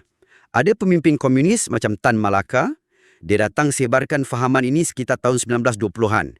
Jadi ada dua punca lah, China dan Indonesia. Ya, tapi usaha Partai Komunis Indonesia, PKI, nak buka cawangan kat sini macam tak berapa jadi. Orang Melayu masa tu kebanyakannya tolak ideologi komunis ni, terutamanya cara ganas diorang. Tapi kan, yang menariknya, masa Jepun jajah Tanah Melayu 1941-1945, PKM ni tiba-tiba bekerjasama pula dengan British lawan Jepun. Macam mana tu? Itu dia. Diorang tubuhkan Malayan People's Anti-Japanese Army, MPJA. Atau kita kenal Bintang 3. Tahun 1942, siap dapat bantuan senjata, latihan, semua dari British. Keadaan masa tu memang kompleks lah kan? Memang pun. Lepas Jepun kalah, apa jadi? Okey, lepas Jepun kalah, ada kekosongan kuasa sekejap. MPJA atau Bintang 3 ni pun keluar hutan lah. Masa ni lah diorang mula bertindak kejam sikit pada sesiapa yang diorang syak bersubahat dengan Jepun. Jadi keadaan jadi tegang lah lepas tu. Sangat tegang. Walaupun MPJA ni dibubarkan Disember 1945 dan PKM dibenarkan bergerak secara sah sekejap, diorang terus menyusup masuk dalam Kesatuan Sekerja. Banyak mogok berlaku. Sampai British terpaksa keluarkan Ordinan Kesatuan Sekerja 1948 nak kawal. Las-las PKM diharamkan terus. Faham. Itu membawa kita kepada bab seterusnya. Sekarang mari kita bincangkan bab 6.2, Ancaman Komunis dan Pengisytiharan Darurat. punca utama darurat ni diisytiharkan ialah keputusan PKM sendirilah. Diorang decide nak lancarkan perjuangan bersenjata, nak tubuh Republik Komunis Malaya secara paksa. Dan ada satu peristiwa pencetus yang spesifik kan? Yang dekat Sungai Siput tu. Ya, betul tu. Pembunuhan 3 orang pengurus ladang Eropah di Sungai Siput, Perak pada 16 Jun 1948. Peristiwa ni memang mengejutkan British lah. Mestilah kan? Jadi, Pesuruhjaya Tinggi British masa tu, Sir Edward Gent, terus isytihar darurat. Mula-mula kat beberapa kawasan di Perak dan Johor pada 16 Jun tu juga. Lepas tu, 18 Jun, dia luaskan ke seluruh tanah Melayu. Maka bermulalah zaman darurat. Keganasan komunis masa darurat ni macam mana pula? Apa bentuk tindakan diorang? Oh, memang teruk. Diorang target ekonomi negara. Serang lombong biji timah, ladang getah, bakar kilang, rosakkan jentera, pekerja diugut, ada yang dibunuh. Tujuannya nak lumpuhkan ekonomi lah kiranya. Tepat sekali. Infrastruktur pun jadi mangsa. Landasan kereta api, paip air, talian telegraf, talian telefon, semua dirosakkan. Orang awam pun hidup dalam ketakutan. Ada ugutan, ada pembunuhan. Pasukan keselamatan pun mesti jadi sasaran kan? Memang, balai polis selalu kena serang hendap. Dan kemuncak keganasan terhadap pentadbiran British tu bila Pesuruhjaya Tinggi sendiri, Sir Henry Gurney, dibunuh dalam satu serang hendap dekat Bukit Fraser, Oktober 1951. Pembunuhan Gurney tu memang satu peristiwa besar lah kan? Menunjukkan betapa seriusnya ancaman tu. Sangat serius masa tu. Okey, sekarang mari kita bincangkan bab 6.3. Usaha kerajaan nak tangani ancaman komunis ni mesti banyak langkah diambilkan. Ya, memang banyak. Paling asas, penguatkuasaan undang-undang darurat tu sendiri. Undang-undang ni bagi kuasa besar pada kerajaan. Boleh tahan suspek tanpa bicara, hukum berat, termasuk hukuman mati kalau ada senjata api. Haramkan PKM, geledah rumah. Termasuklah pemindahan penduduk ke kampung baru tu kan? Betul. Memagar kampung, buat kampung baru, kenakan perintah berkurung, semua bawah undang-undang darurat. Lepas tu, pasukan keselamatan diperkasa habis-habisan. Apa contoh pasukan yang terlibat? Polis ada cawangan khas, special branch untuk risikan, ada special constables, ada polis hutan sekarang ni pasukan gerakan am PGA, ada polis wanita, ada auxiliary police. Dan yang sangat penting, unit orang asli Senoi Perak. Komunis memang gerun dengan Senoi Perak ni. Tentera pula? Tentera ada askar Melayu kita, lepas tu askar Commonwealth dari Britain, Australia, New Zealand, Fiji, Gurkha. Ada Sarawak Rangers juga. Dan jangan lupa sukarelawan Home Guard, orang kampung sendiri yang jaga keselamatan kampung. Wah, memang satu mobilisasi besar-besaran. Ada langkah pentadbiran lain tak? Ada. Pendaftaran kebangsaan dan kad pengenalan diperkenalkan Julai 1948. Tujuannya nak kawal pergerakan penduduk, nak kenal pasti siapa komunis, siapa bukan. Lepas tu, rancangan BRICS tahun 1950. Ini sangat penting. Apa tujuan utama rancangan BRICS ni? Tujuannya nak putuskan hubungan PKM dengan penyokong diorang dalam kalangan orang awam yang dipanggil MINUN. MINUN inilah yang bagi makanan, maklumat pada komunis dalam hutan. Jadi BRICS pindahkan penduduk, terutamanya setinggan Cina dekat pinggir hutan tu, masuk ke kampung baru yang ada kawalan pagar dan polis. Tapi bukan semua guna kekerasan kan? Ada pendekatan lain. Ada. Kerajaan cuba juga cara lembut sikit. Contohnya, tawar pengampunan pada September 1949. Siapa anggota komunis yang serah diri akan diampunkan. Lepas tu ada kempen Bulan Rakyat Melawan Penjahat nak galakkan orang awam bagi kerjasama. Dan perang saraf oleh Templar tu? Itu strategi oleh Sir Gerald Templar, Pesuruhjaya Tinggi yang ganti Gurney, dilantik tahun 1952. Perang saraf ni bukan setakat operasi tentera, tapi lebih kepada nak memenangi hati dan fikiran rakyat. Macam mana caranya tu? Macam-macam. Templar longgarkan syarat kewarganegaraan untuk orang bukan Melayu. Dia adakan pilihan raya peringkat majlis tempatan. Dia tawar hadiah wang tunai yang lumayan untuk tangkapan atau maklumat pasal komunis. Dia cuba pikat hati orang asli. Usaha rundingan ada tak macam rundingan baling tu? Ada rundingan baling Disember 1955. Tunku Abdul Rahman, Ketua Menteri masa tu, jumpa dengan Chin Peng, pemimpin PKM. Tapi gagal. Chin Peng tak nak bubarkan PKM, Tunku pula tak boleh terima syarat tu. Jadi rundingan tu tak berjaya lah. Okey, jelas usaha yang pelbagai tu. Sekarang mari kita bincangkan bab 64.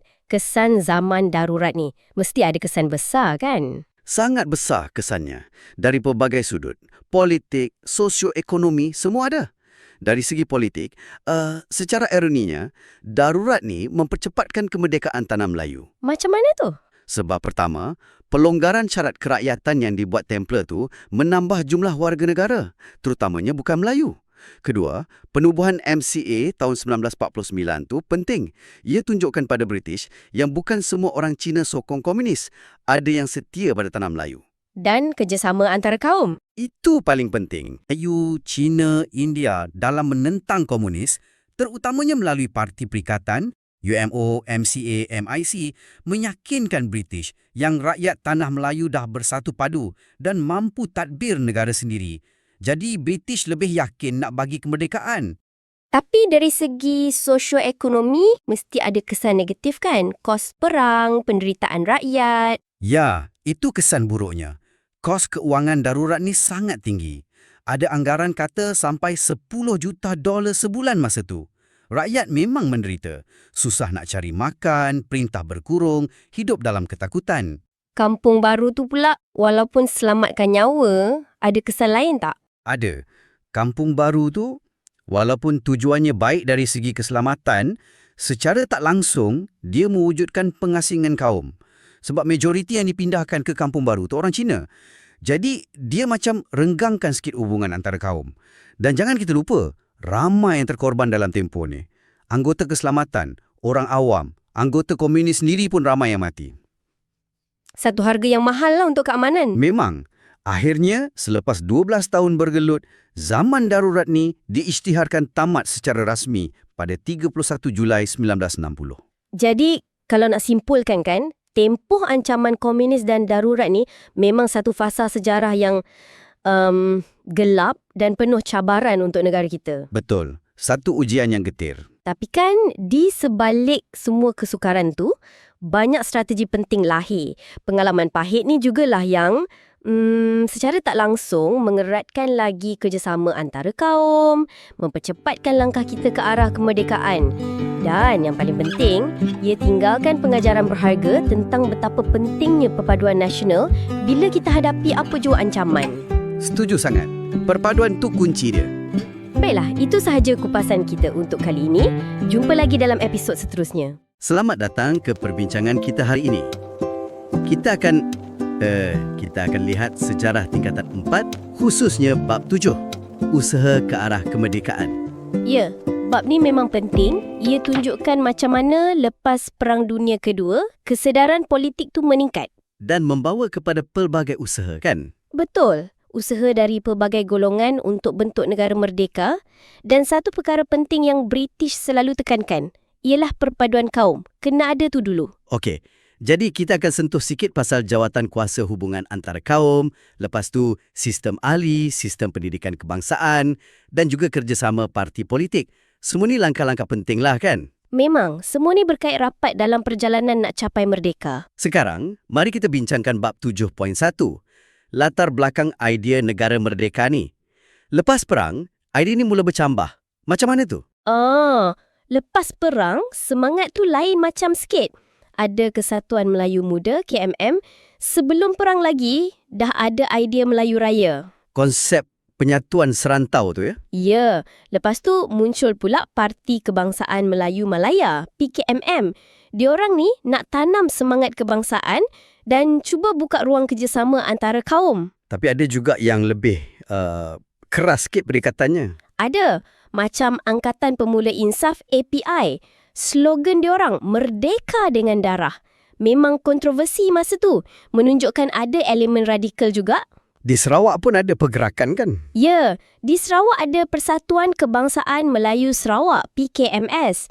Mereka menentang penyerahan Sarawak kepada British. Ada juga Pergerakan Pemuda Melayu, PPM, yang lebih nekat sikit. Kalau UMNO pula, macam mana permulaan dia? UMNO pada mulanya fokus utama dia menentang Malayan Union, pertahankan hak Melayu dan Raja-Raja Melayu. Tapi lama-kelamaan, diorang ubah fokus juga ke arah kemerdekaan. Ada juga parti-parti lain kan? MIC, MCA. Betul, MIC untuk masyarakat India, MCA untuk masyarakat Cina.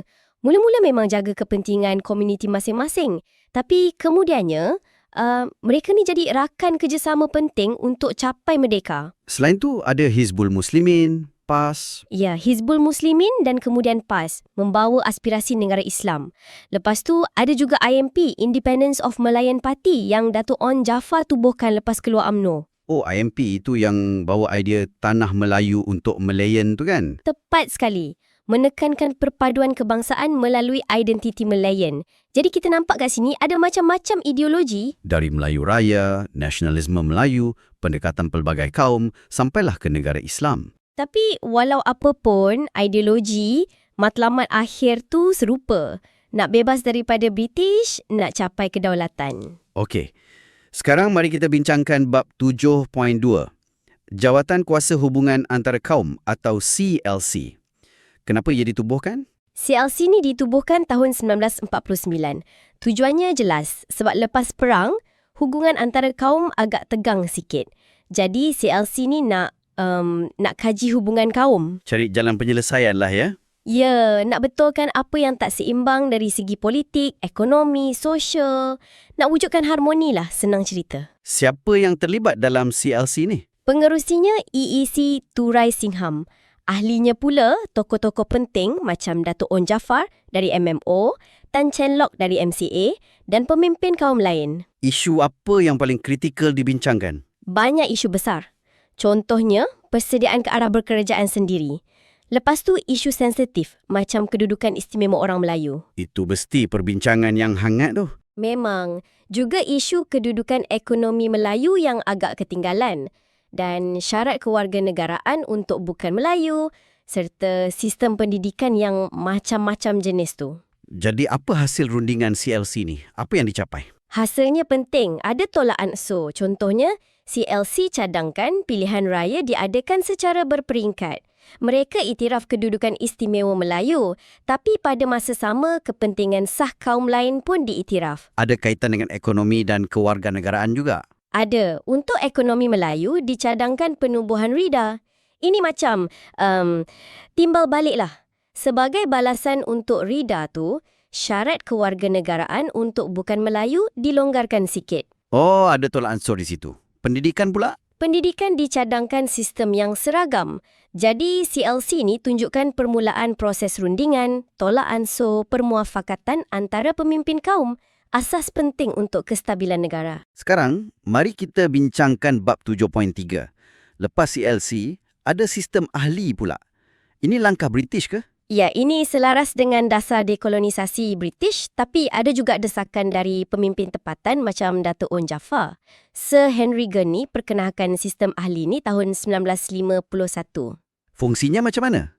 Macam kabinet ke? Boleh kata macam kabinet bayangan lah. Tujuannya nak latih penduduk tempatan mentadbir negara sendiri. Jadi, pemimpin tempatan diberi portfolio lah ya? Betul, anggota Majlis Perundangan Persekutuan diberi tanggungjawab jaga portfolio tertentu. Macam Datuk On Jaafar pegang hal ehwal dalam negeri, EEC Turai Singham jaga pelajaran. Siapa yang lantik ahli-ahli ini? Mereka dilantik oleh Pesuruhjaya Tinggi British tapi dengan persetujuan Majlis Raja-Raja. Jadi, kepentingan sistem ahli ini jelas lah ya? Latihan pentadbiran. Ya, latihan praktikal bagi pendedahan kepada bakal pemimpin. Dan satu lagi, ia juga satu proses pupuk perpaduan kaum. Sebab ahlinya datang dari pelbagai kaum, bekerja bersama dalam pentadbiran. Okey, faham. Sekarang, mari kita bincangkan bab 7.4, sistem pendidikan kebangsaan. Sebelum ni, keadaan pendidikan memang agak berpecah kan? Sangat berpecah. Ada sekolah vernacular, Melayu, sekolah Cina, sekolah Tamil. Lepas tu ada sekolah Inggeris, sekolah agama. Masing-masing dengan bahasa pengantar dan kurikulum sendiri. Memang susah nak pupuk perpaduan macam tu. Susah. Jurang tu wujud. Jadi banyak usaha dibuat nak wujudkan satu sistem kebangsaan. Ada laporan Barnes tahun 1951. Apa cadangan laporan BANS? Dia cadangkan sekolah rendah guna bahasa Melayu atau bahasa Inggeris sahaja. Tapi ini dibantah hebat oleh masyarakat Cina. Jadi ada tindak balas. Ada. Muncul pula laporan Fan Wu juga tahun 1951. Laporan ni datang dari komuniti Cina minta sekolah Cina diteruskan. Tapi kurikulumnya kena berorientasikan tanah Melayu. Lepas tu, Ordinan Pelajaran 1952. Ya, ordinan ni cuba gabungkan cadangan BANS dan Fan Wu.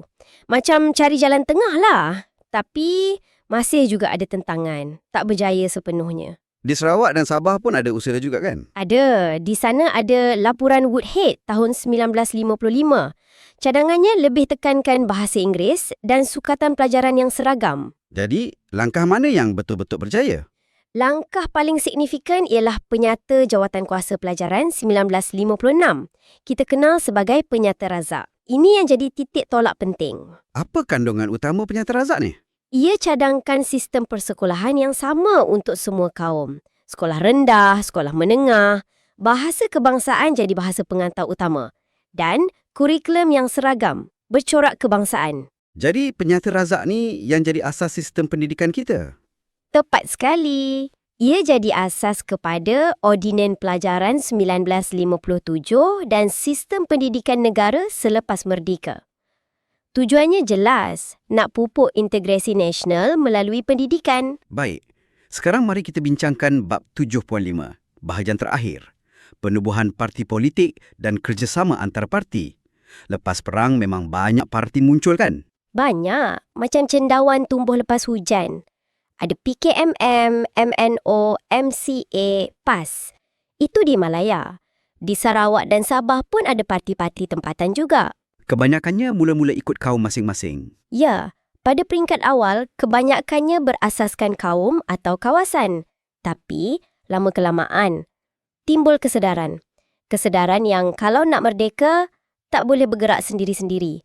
Kena ada kerjasama. Ada contoh kerjasama awal? Ada. Kita boleh tengok Pakatan Putera AMCJ. Walaupun tak berjaya sepenuhnya, ia satu usaha awal gabungkan kumpulan nasionalis Melayu dengan kumpulan bukan Melayu untuk cadangkan perlembagaan rakyat. Kerjasama ni jadi lebih penting bila dekat dengan pilihan raya. Sangat penting. Kita lihat ada persidangan kebangsaan pada 1954, lepas tu konvensyen kebangsaan juga 1954. Apa tujuan persidangan dan konvensyen ni? Untuk bincang kemungkinan wujudkan gabungan politik yang lebih besar dan yang penting, mereka sama-sama desak British adakan pilihan raya persekutuan secepat mungkin. Dan kemuncaknya, Parti Perikatan. Ya, kemuncaknya ialah pembentukan Parti Perikatan secara rasmi pada 1954. Ia bermula dengan kerjasama UMNO dan MCA dalam pilihan raya Majlis Perbandaran yang terbukti berjaya. Lepas tu MIC sertai. Betul. Kemudian MIC pun sertai. Logo kapal layar tu sangat simbolik. Menunjukkan kesediaan UMNO, MCA dan MIC wakil 3 kaum terbesar untuk berlayar bersama harungi cabaran ke arah kemerdekaan. Jadi kerjasama politik antara kaum ni lah formula kejayaan dia ya? Boleh dikatakan begitu. Kerjasama inilah yang berjaya yakinkan British bahawa penduduk tanah Melayu dah bersedia dan bersatu untuk merdeka. Ia tunjuk kematangan politik. Jadi kalau kita rumuskan, usaha ke arah kemerdekaan ni memang satu proses yang berlapis-lapis ya? Memang, bermula dari percambahan idea oleh pelbagai kumpulan, lepas tu ada rundingan antara kaum dalam CLC. Kemudian latihan pentadbiran, melalui sistem ahli, usaha menyatukan sistem pendidikan yang kompleks tu. Dan akhirnya, kemuncak kerjasama politik melalui Parti Perikatan. Semua ni saling berkaitan. Jelaslah, walaupun ada banyak perbezaan pandangan, banyak cabaran, tapi langkah-langkah ni semua penting. Sangat penting. Ia menunjukkan proses kematangan politik dan betapa perlunya permuafakatan, tolak ansur, toleransi untuk bina sebuah negara bangsa yang merdeka dan bersatu. Jumpa lagi dalam episod seterusnya. Jangan lupa. Selamat datang semua. Hari ini kita nak sembang pasal satu topik yang sangat asas dalam sejarah kita, iaitu bab 8, Sejarah Tingkatan 4, Pilihan Raya. Betul tu. Pilihan raya ni kan dia macam nadi demokrasi. cara rakyat pilih kerajaan. Dan dalam perbincangan ni, kita akan tengok macam mana ia bermula kat negara kita, pilihan raya umum pertama, apa jadi lepas tu dengan Majlis Perundangan Persekutuan dan Kabinet pertama kita. Okey. Kita akan pecahkan ikut subtopik dalam bab tu lah ya. Baik, sekarang mari kita bincangkan bab 8.1, perkembangan awal pilihan raya. Macam mana mulanya ni? Okey. Sebenarnya, pilihan raya kat Tanah Melayu ni, dia tak terus mula kat peringkat kebangsaan tau. Dia mula kecil-kecil dulu kat peringkat Majlis Perbandaran. Oh, ya ke? Kenapa macam tu? Ini semua selaras dengan Perjanjian Persekutuan Tanah Melayu 1948 dan juga ada Ordinan Pilihan Raya Pihak Berkuasa Tempatan tahun 1950. Kira macam langkah persediaan lah. Jadi macam latihan demokrasi lah kiranya. Kat mana yang paling awal tu? Yang pertama sekali diadakan ialah Pilihan Raya Majlis Perbandaran Georgetown tahun 1951. Masa tu 9 ahli pesuruhjaya dipilih. Okey, Georgetown 1951. Lepas tu? Lepas tu yang agak penting juga, Pilihan Raya Majlis Perbandaran Kuala Lumpur tahun 1952. Yang ni special sikit sebab Kenapa tu? kat sinilah kita nampak kerjasama politik terawal antara UMNO Kuala Lumpur dengan MCA Selangor. Diorang tubuh perikatan, masuk bertanding dan menang 9 daripada 12 kerusi. Banyak tu. Wah, jadi gabungan perikatan yang kita kenal tu akarnya kat sinilah ya? Boleh kata macam tu lah. Kejayaan kat KL ni jadi macam model. Lepas tu kerjasama UMNO MCA ni diguna pakai kat pilihan raya bandaran lain. Johor Bahru, Ipoh, Melaka, Seremban. Dan ia berjaya juga kat tempat lain? Ya, kebanyakannya berjaya. Kemuncaknya dalam pilihan raya negeri tahun 1954, perikatan menang besar. Dapat 226 daripada 268 kerusi negeri. Jadi jelaslah pilihan raya tempatan ni memang penting sebagai tapak latihan sebelum ke peringkat lebih besar kan? Tepat sekali. Latihan demokrasi dan persediaan ke arah berkerajaan sendiri. Okey, mantap. Sekarang mari kita bincangkan bab 8.2. Proses pilihan raya umum pertama. Ni mesti lagi besar ceritanya. Yang ni memang peristiwa besar. Pilihan raya umum pertama tahun 1955. Tujuannya nak pilih ahli untuk Majlis Perundangan Persekutuan atau MPP. Ini langkah kritikal sebelum merdeka. Siapa yang luluskan pilihan raya ni? Raja-Raja Melayu dah bagi persetujuan dan Pesuruhjaya Tinggi British masa tu. Sir Donald McGillivray yang isytiharkan. Macam mana proses dia? Mesti rumit kan? Dia bermula dengan rundingan dalam jawatan kuasa pilihan raya. Isu utama masa tu nak tentukan berapa ramai ahli MPP yang patut dipilih. Berapa ramai yang lantikan. Ada macam 2 cadangan utama, bentuk A dan bentuk B. Oh, ada perbezaan pendapat lah ya? Ya, Tunku Abdul Rahman dan Parti Perikatan masa tu, diorang nak majoriti ahli dipilih rakyat. Sampai Tunku kena pergi London tahun 1954 untuk runding pasal ni. Akhirnya, dapat kompromi, setuju 52 ahli dipilih melalui pilihan raya. Daripada 100 ahli MPP keseluruhannya. Okey, dah setuju 52 kerusi. Lepas tu, apa langkah-langkah utama pilihan raya tu? Baik, mula-mula kena tentukan sempadan kawasan pilihan raya. Ada 52 kawasan lah kan?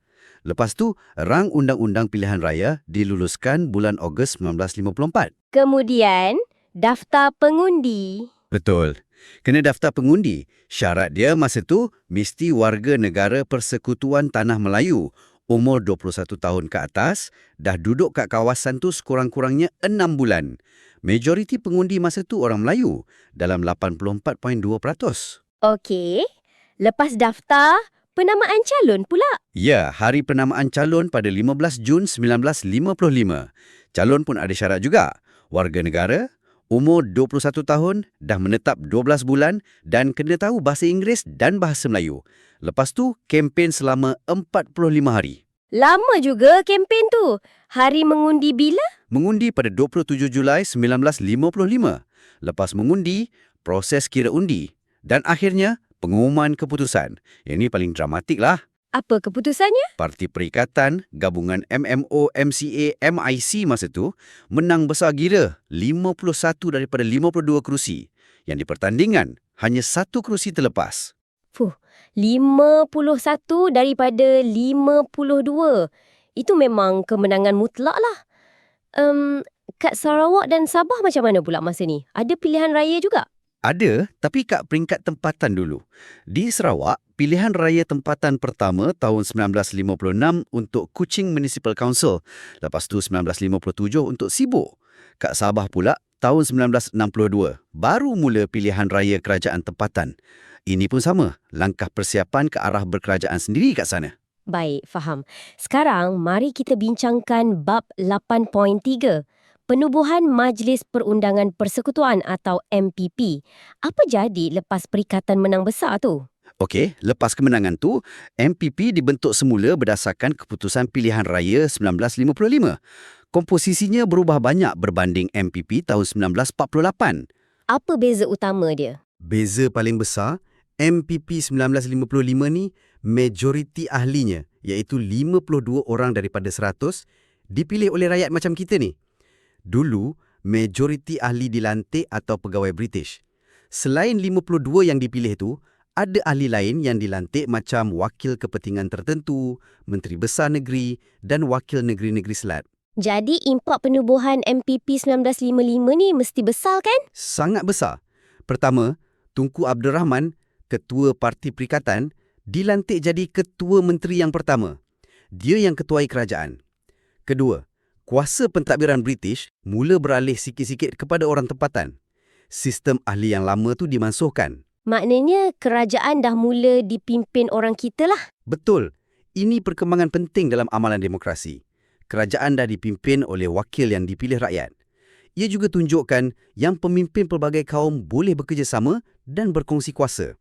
Satu lagi fakta menarik, Puan Halimatun Abdi Majid jadi ahli wanita pertama dalam MPP tau. Wah, bagus tu. Sejarah penting.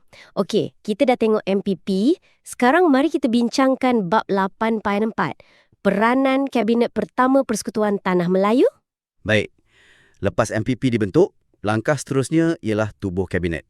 Kabinet pertama ni dibentuk lepas pilihan raya 1955 dan diketuai oleh Tunku Abdul Rahman sebagai Ketua Menteri.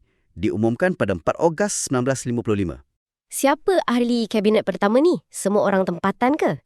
Kabinet ni ada 10 orang menteri dari Parti Perikatan, semua orang tempatan. Tapi, ada juga 3 orang pegawai British yang masih pegang portfolio penting macam Menteri Kewangan, Menteri Hal Ehwal Ekonomi dan Setiausaha Pertahanan. Jadi apakah tugas utama Kabinet Pertama ni? Peranan diorang? Peranan diorang sangat kritikal. Pertama, bincang isu keselamatan dalam negeri. Sebab masa tu, ancaman komunis masih ada lagi kan? Lepas tu, uruskan soal pertahanan dan kewangan negara. Ada fokus lain tak? Ada. Diorang fokus pada keperluan rakyat tempatan dalam perkhidmatan awam. Nak melayanize perkhidmatan awam. Maksudnya, kurangkan pegawai Eropah dan bagi lebih banyak peluang ke orang tempatan. Dan paling utama sekali, Apa dia? melaksanakan mandat rakyat untuk dapatkan kemerdekaan. Termasuklah berunding dengan British dan minta kuasa veto Pesuruhjaya tinggi dihapuskan. Kuasa veto ni membolehkan British batalkan apa-apa keputusan kerajaan tempatan. Boleh bagi contoh peranan spesifik menteri-menteri dalam kabinet tu? Boleh. Contohnya, Tunku sendiri sebagai Ketua Menteri, dialah yang jadi Ketua Perunding untuk kemerdekaan. Datuk Abdul Razak Hussein sebagai Menteri Pelajaran, dia mula rangka dasar pendidikan kebangsaan untuk satukan rakyat pelbagai kaum. Menteri lain? Leong Yukoh, Menteri Kesihatan, fokus dia nak tingkatkan mutu perkhidmatan perubatan masa tu. Semua menteri ni main peranan penting bekerjasama sebagai satu pasukan. Nampak gaya macam satu pasukan yang mantap lah ya, walaupun baru pertama kali. Memang, Kabinet pertama ni tunjukkan kepimpinan yang berwibawa dan semangat kerjasama antara kaum untuk bangunkan negara menuju kemerdekaan. Okey, jadi secara ringkasnya, kita dah lihat perjalanan demokrasi kita ni bermula dari peringkat kecil, pilihan raya tempatan, lepas tu langkah besar dengan pilihan raya umum 1955, kemenangan perikatan bawa kepada MPP yang majoritinya dipilih rakyat, dan seterusnya Kabinet Pertama pimpinan Tunku Abdul Rahman. Betul tu. Semua peristiwa ni, pilihan raya tempatan, PRU 55, MPP, Kabinet Pertama adalah langkah-langkah asas yang sangat penting. Ia bina tapak untuk tanah Melayu capai status berkerajaan sendiri dan akhirnya merdeka. Ia juga tunjuk kesediaan rakyat pelbagai kaum untuk bekerjasama dan amalkan demokrasi. Bila kita faham sejarah awal institusi demokrasi kita ni kan, ia ingatkan kita betapa bernilainya hak kita untuk mengundi dan tanggungjawab kita semua dalam sistem demokrasi hari ini. Terfikir juga, apa agaknya pandangan pemimpin awal kita kalau diorang tengok keadaan demokrasi kita sekarang kan? Sesuatu untuk anda semua renungkan. Jumpa lagi dalam perbincangan seterusnya. Selamat datang semua ke kupasan mendalam kita. Hari ini kita akan fokus pada bab 9, Perlembagaan Persekutuan Tanah Melayu 1957. Ya? Ini satu detik yang sangat penting dalam sejarah kita kan. Macam penanda jalan terakhir ke arah kemerdekaan. Betul tu, memang satu momen bersejarah. Kita akan cuba lihat nanti macam mana rundingan kemerdekaan tu berjalan. Lepas tu, apa peranan Suruhanjaya khas yang dibentuk masa tu? Proses penggubalan perlembagaan tu sendiri pun agak berliku. Ya, mesti banyak cabaran. Dan akhirnya, perjanjian yang jadi asas negara kita. Tujuannya, supaya kita sama-sama faham proses yang agak kompleks ni dan kita hargai semangat muafakat yang dicapai. Okey, menarik. Mari kita mulakan perbincangan bab 9.1, Usaha Rundingan Kemerdekaan. Baik, selepas Perang Dunia Kedua dan lepas pilihan raya umum 1955 yang Perikatan menang besar tu, Ya, masa tu semangat nak merdeka memang kuat. memang tengah membara. Pihak British pun masa tu dah macam bagi jaminan ke arah berkerajaan sendirilah. Jadi, rundingan di London tu jadi kunci utama. Tepat sekali. Jadi satu rombongan yang sangat signifikan diketuai oleh Tunku Abdul Rahman sendiri bertolak ke London pada 1 Januari 1956. Naik kapal MV Asia tu kan dari Singapura. Ya, betul. Selepas dapat restu daripada Raja-Raja Melayu. Itu penting. Nampaknya ini bukan rombongan calang-calang lah ya. Macam gabungan wakil yang sangat strategik. Memang strategik. Ada wakil Raja-Raja Melayu macam Datuk Panglima Bukit Gantang dan wakil Parti Perikatan. Tentulah Tunku sendiri, Datuk Abdul Razak Hussein, Kolonel H.S. Lee, Dr. Ismail Abdul Rahman. Nama-nama besar tu. Ya, dan yang menariknya, usaha mereka ni dapat sokongan padu dari rakyat pelbagai kaum kat Tanah Melayu masa tu. Itu memberi kekuatan lah kan. Oh ya, perjalanan mereka tu singgah dulu di Karachi, Pakistan sebelum sampai London pada 14 Januari 1956. Jadi bila dah sampai London tu, apakah pendekatan atau strategi utama rombongan kita ni? Okey, ini strategi Tunku yang bijak. Kuncinya ialah beliau pastikan dapat persetujuan Raja-Raja Melayu dulu sebelum mula rundingan rasmi dengan British. Oh, kenapa macam tu? Tujuannya jelas, supaya bila berdepan dengan pihak British, mereka ni nampak sebagai satu blok, satu suara yang padu. Faham. Jadi lebih kuatlah tuntutan kemerdekaan tu. Betul. Satu langkah yang sangat bijak untuk kuatkan posisi rundingan mereka. Okey, jelas untuk bahagian tu. Bila dah berjaya di London, mesti ada langkah seterusnya kan? Mari kita bincang bab 9.2, Peranan Suruhanjaya Perlembagaan Persekutuan Tanah Melayu. Anggotanya macam mana pula? Anggotanya ni bukan orang tempatan. Mereka ni pakar undang-undang dari negara Commonwealth. Oh, dari mana tu? Ada dari Britain, Australia, India dan juga Pakistan. Okey, dengan anggota pakar dari luar ni, apakah tugas-tugasan spesifik Suruhanjaya ni? Mesti besar tanggungjawabnya. Memang besar. Tugas utama mereka antaranya, pertama, kena kaji dulu aturan perlembagaan yang dah ada masa tu. Okey. Kedua, beri cadangan untuk perlembagaan persekutuan yang baru sebagai satu unit tunggal berkerajaan sendiri dalam Commonwealth. Mesti berasaskan demokrasi berparlimen, ada 2 Dewan Perundangan. Macam sistem kita sekarang lah ya. Lebih kurang asasnya dari situ. Ketiga, kena wujudkan kerajaan pusat yang kuat. Tapi pada masa sama, negeri-negeri masih ada autonomi tertentu. Keseimbangan tu penting. Ya. Keempat, melindungi kedudukan Raja-Raja Melayu. Kelima, cadangkan jawatan ketua negara, iaitu yang di Pertuan Agong. Keenam, kena rangka satu bentuk kewarganegaraan untuk semua penduduk. Dan yang ketujuh, ni pun sangat penting, menjaga kedudukan istimewa orang Melayu dan juga kepentingan sah kaum-kaum lain. Wah, banyak tu.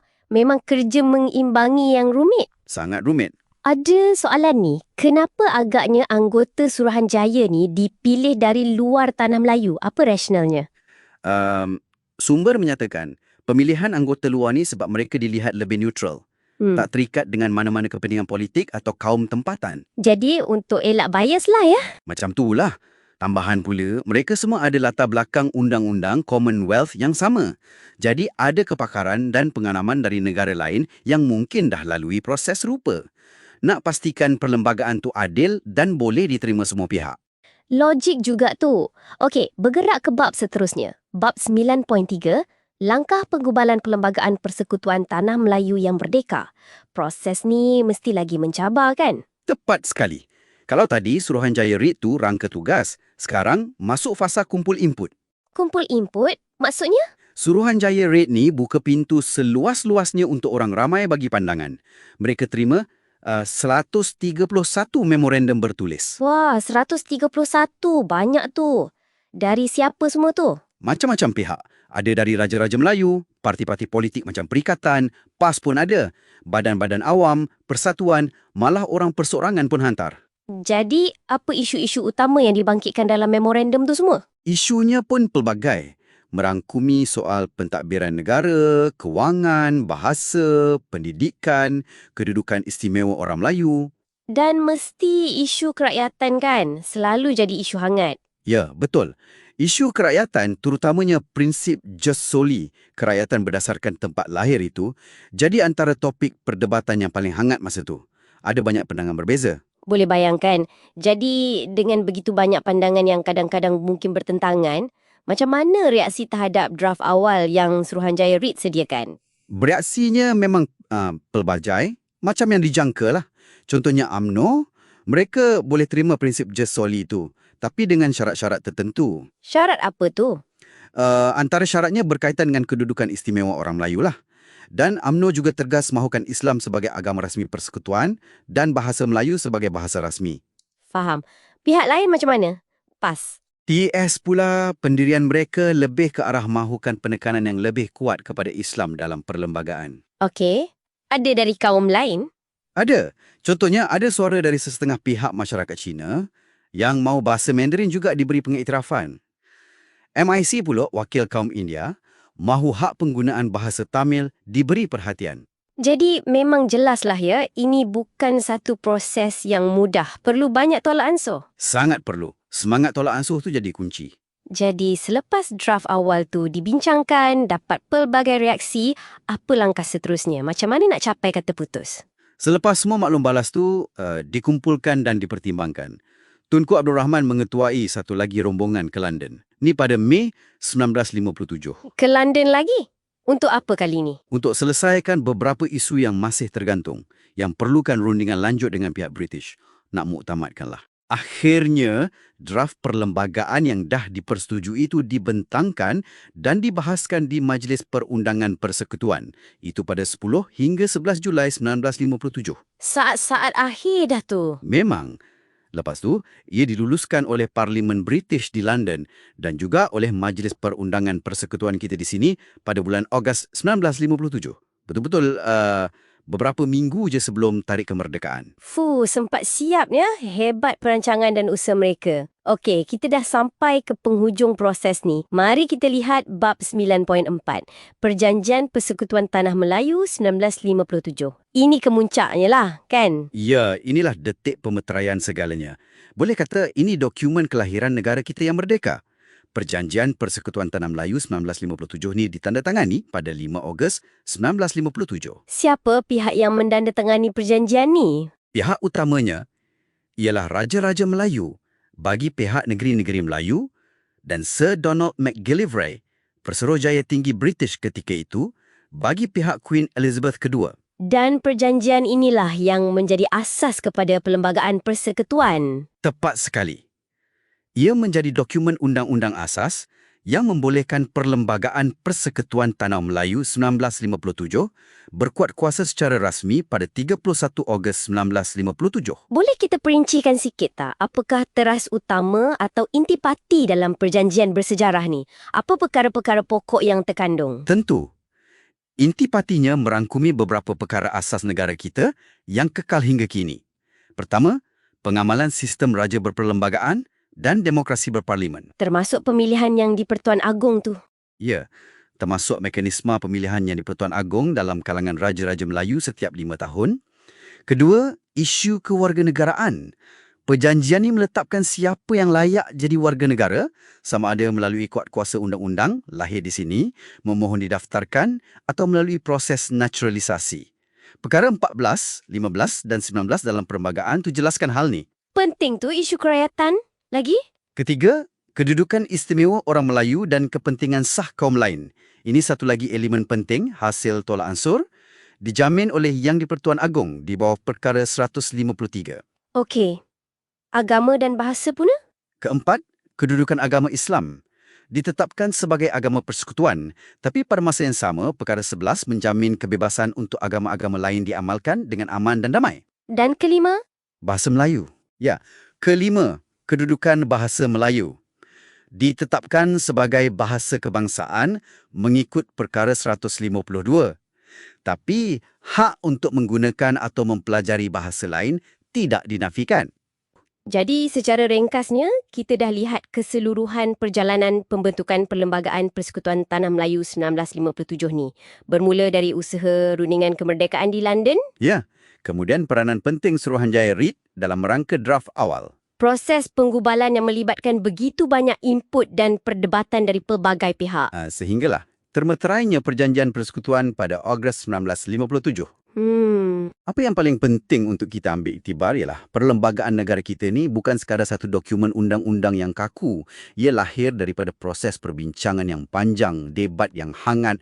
Tapi yang paling utama, Semangat kompromi tu. ya semangat kompromi, tolak ansur dan persetujuan bersama antara semua pihak yang terlibat. Raja-raja Melayu, pemimpin politik pelbagai kaum dan input dari rakyat juga diambil kira. Inilah asas kukuh yang membentuk negara Malaysia kita sehingga ke hari ini. Satu asas yang perlu kita fahami dan hargai sentiasa. Terima kasih atas perkongsian yang mendalam ni. Sekian untuk kupasan kita kali ini. Jumpa lagi. Jumpa lagi. Selamat datang semua ke perbincangan kita. Hari ini kita nak selami satu topik yang sangat penting dalam sejarah kita, iaitu pemasyuran kemerdekaan negara. Kita akan fokus pada bab 10, sejarah tingkatan 4. Kita akan tengok detik-detik penting tu dan macam mana asas negara kita dibentuk lepas merdeka. Ini kisah kita semua sebenarnya. Okey, jom kita mula dengan yang paling asas dulu. Bab 10.1 ni. Apa sebenarnya maksud merdeka? Kan? Macam selalu dengar, tapi apa dia sebenarnya? Secara ringkasnya, bebas dari kuasa asing, boleh urus negara sendiri, macam tu ke? Ya, betul tu. Secara asasnya macam tu lah. Kalau ikut Kamus Dewan pun, dia kata bebas dari penjajahan, kurungan atau naungan. Tapi, ia lebih mendalam sikit. Merdeka ni berkait rapat dengan kedaulatan. Maksudnya, negara kita ada kuasa penuh, kuasa tertinggi, nak uruskan hal sendiri. Tak ada campur tangan luar. Oh, faham. Menariknya, saya ada baca juga pandangan tokoh-tokoh dulu pasal merdeka ni. Ada dari luar, ada dari dalam negara kita sendiri. Macam Syed Jamal Al-Din Al-Afghani, dia tekankan pasal semangat kebangsaan kan, cinta tanah air. Betul. Dia kaitkan dengan perpaduan untuk lawan penjajah. Lepas tu ada Mahatma Gandhi. Dia punya pandangan lagi luas. Bukan setakat politik je, tapi merdeka dari segi ekonomi, dari segi moral. Tokoh-tokoh kita macam mana pula? Mesti ada pandangan tersendiri kan? Mesti ada. Contohnya, bapa kemerdekaan kita, almarhum Tunku Abdul Rahman. Dia lihat merdeka ni bukan penamat tau. Dia kata macam satu perhentian je dalam perjalanan yang panjang. Lepas mereka, katanya, tanggungjawab kita sebagai rakyat lah untuk terus berkhidmat, usaha bangunkan negara. Bukan sekadar berhenti di situ. Ya. Lepas tu, Tun Dr. Mahathir Mohamad pula, dia tambah lagi. Dia kata, merdeka bukan cuma bebas badan dari penjajah. Yang lagi penting, bebas pemikiran. Jangan jadi pemikiran terjajah. Kena ada penghayatan, kena ada rasa sayang kat negara, sanggup berkorban. Bukan setakat kibar bendera je. Maksudnya bebas minda tu lagi penting lah ya? Sangat penting. Okey, lepas kita dah faham sikit sebanyak makna merdeka ni, kita tengok pula macam mana persediaan nak sambut hari bersejarah tu. Kita masuk bab 10.2, persediaan menyambut pemasyhuran kemerdekaan negara. Mesti gempak persediaan dia kan? Oh, memang teliti persediaannya. Ada dua jawatan kuasa utama dibentuk masa tu. Jawatan kuasa persediaan fizikal dengan jawatan kuasa sambutan. Yang fizikal ni, tugas dia macam nama dia lah. Sediakan benda-benda fizikal yang simbolik. Paling utama, Stadium Merdeka tu. Stadium Merdeka yang ikonik tu. Yang tu. Arkitek dia S.E. Jukes. Kos dia masa tu 2.5 juta ringgit tau. Besar tu zaman tu. Siap cepat pula tu. Selain stadium, apa lagi yang disediakan oleh jawatan kuasa fizikal ni? Banyak lagi simbol negara yang kita guna sampai sekarang. Contohnya lagu negaraku. Asalnya lagu negeri Perak, terang bulan. Ada jawatan kuasa khas pilih lagu ni. Tunku sendiri pengurusinya. Lirik tu Saiful Bahari yang tulis. Oh, begitu rupanya sejarah negaraku. Bendera kita pula. Bendera Persekutuan Tanah Melayu, rekaan Encik Muhammad Hamzah dari Johor. Dah disahkan awal lagi, tahun 1950. Lepas tu, Jata Negara. Gabungan lambang negeri-negeri tu, Raja-Raja Melayu perkenan bulan Mei 1957. Dan Bunga Kebangsaan, Bunga Raya. Yang ni Tunku sendiri pilih lepas kaji pandangan orang ramai. Semua ni jadi identiti kita lah. Lengkap dengan simbol-simbol negara. Okey, itu jawatan kuasa fizikal. Jawatan kuasa sambutan pula. Apa peranan diorang? Yang ni pula bahagian nak bagi meriah. Diorang susun atur cara sambutan kat KL dan negeri-negeri lain. Bayangkan, kat Padang Kelab Selangor tu saja, diorang pasang 75,000 bendera persekutuan. Pintu gerbang, lampu warna-warni, memang meriah lah. Macam mana pula dengan logistik, tetamu? Mesti ramai kan? Ya, itu pun dijaga rapi. Ada 300 pegawai kerajaan, dilatih khas jadi pegawai protokol, sambut tetamu VIP semua. Okey, bila semua dah siap sedia, sampailah kita ke detik yang ditunggu-tunggu, kita terus ke bab 10.3. Detik Pemasyhuran Kemerdekaan Negara. Kita mulakan dengan malam 30 Ogos 1957 kat Padang Kelab Selangor. Macam mana suasana malam tu agaknya? Kita cuba bayangkan jalan kat KL tu sesak. Orang ramai jalan kaki, semua tuju satu tempat. Padang Kelab Selangor. Tepat jam 11.58 malam, semua lampu kat padang tu, kat bangunan sekeliling, semua padam. Gelap sekejap. Lepas tu, jam besar kat bangunan Sultan Abdul Samad berbunyi. Dung. Masuk 12.30 malam 31 Ogos 1957, serentak tu lampu semua pasang balik. Terang benderang. Dan terus bergema laungan merdeka. Spontan dari ribuan orang kat situ. Wow, mesti meremang bulu roma masa tu. Memang. Lepas tu, detik paling simbolik. Bendera Union Jack diturunkan oleh Tahir Abdul Majid. Lagu God Save the Queen dimainkan buat kali terakhir. Masa tu, secara rasmi, tamatlah pemerintahan British. Satu era berakhir. Dan kemudian, bendera kita. Ya. Bendera Persekutuan Tanah Melayu dinaikkan dengan megahnya oleh anggota Tentera Laut Diraja Malaysia, diiringi lagu negaraku yang pertama kali diperdengarkan secara rasmi. Lepas tu Tunku diberi penghormatan kalungan pinggan emas Bapa Kemerdekaan Tanah Air. Dia bagi ucapan ringkas. Majlis malam tu tutup dengan bunga api dari Jepun dan doa selamat. Itu cerita malam 30 Ogos. Esok paginya 31 Ogos, acara kemuncak kat Stadium Merdeka pula kan? Betul. Pagi 31 Ogos tu, kat Stadium Merdeka. Dekat 20,000 orang datang penuhkan stadium dari awal pagi. Di stadium itulah penyerahan kuasa rasmi berlaku. Ya. Duke of Gloucester sampaikan surat perlembagaan, serahan kuasa, macam dokumen rasmi, penyerahan kedaulatan lah, kepada Tunku Abdul Rahman. Lepas tu, Tunku pun baca teks pemasyhuran kemerdekaan. Dia isytiharkan Persekutuan Tanah Melayu sebagai negara yang merdeka dan berdaulat. Dan selepas pembacaan pemasyhuran tu, Inilah dia, detik paling ikonik yang semua orang ingat. Tunku melangkah ke mikrofon dan dengan penuh semangat dia laungkan Merdeka. sekali 7 kali. Disambut dengan gemuruh oleh semua orang dalam stadium tu, tak kira bangsa. jelaslah detik-detik tu memang sangat penting dan penuh simbol. Okey, jadi bila dah merdeka secara rasmi, apa kesannya pada negara kita? Ini membawa kita ke bab 10.4, kesan kemerdekaan terhadap negara kita. Kesan paling ketara dari segi politik. Struktur pemerintahan kita berubah terus. Pertama, kita amalkan sistem raja berperlembagaan. Maksudnya, kita ada raja sebagai ketua negara, yang di-Pertuan Agong dan Raja-Raja Melayu sebagai ketua negeri. Tapi kuasa mereka tertakluk pada perlembagaan, bukan kuasa mutlak. Faham. Yang kedua, Kedua, kita guna sistem demokrasi berparlimen. Yang ni, kuasa memilih kerajaan ada pada rakyat. Kita pilih wakil rakyat melalui pilihan raya.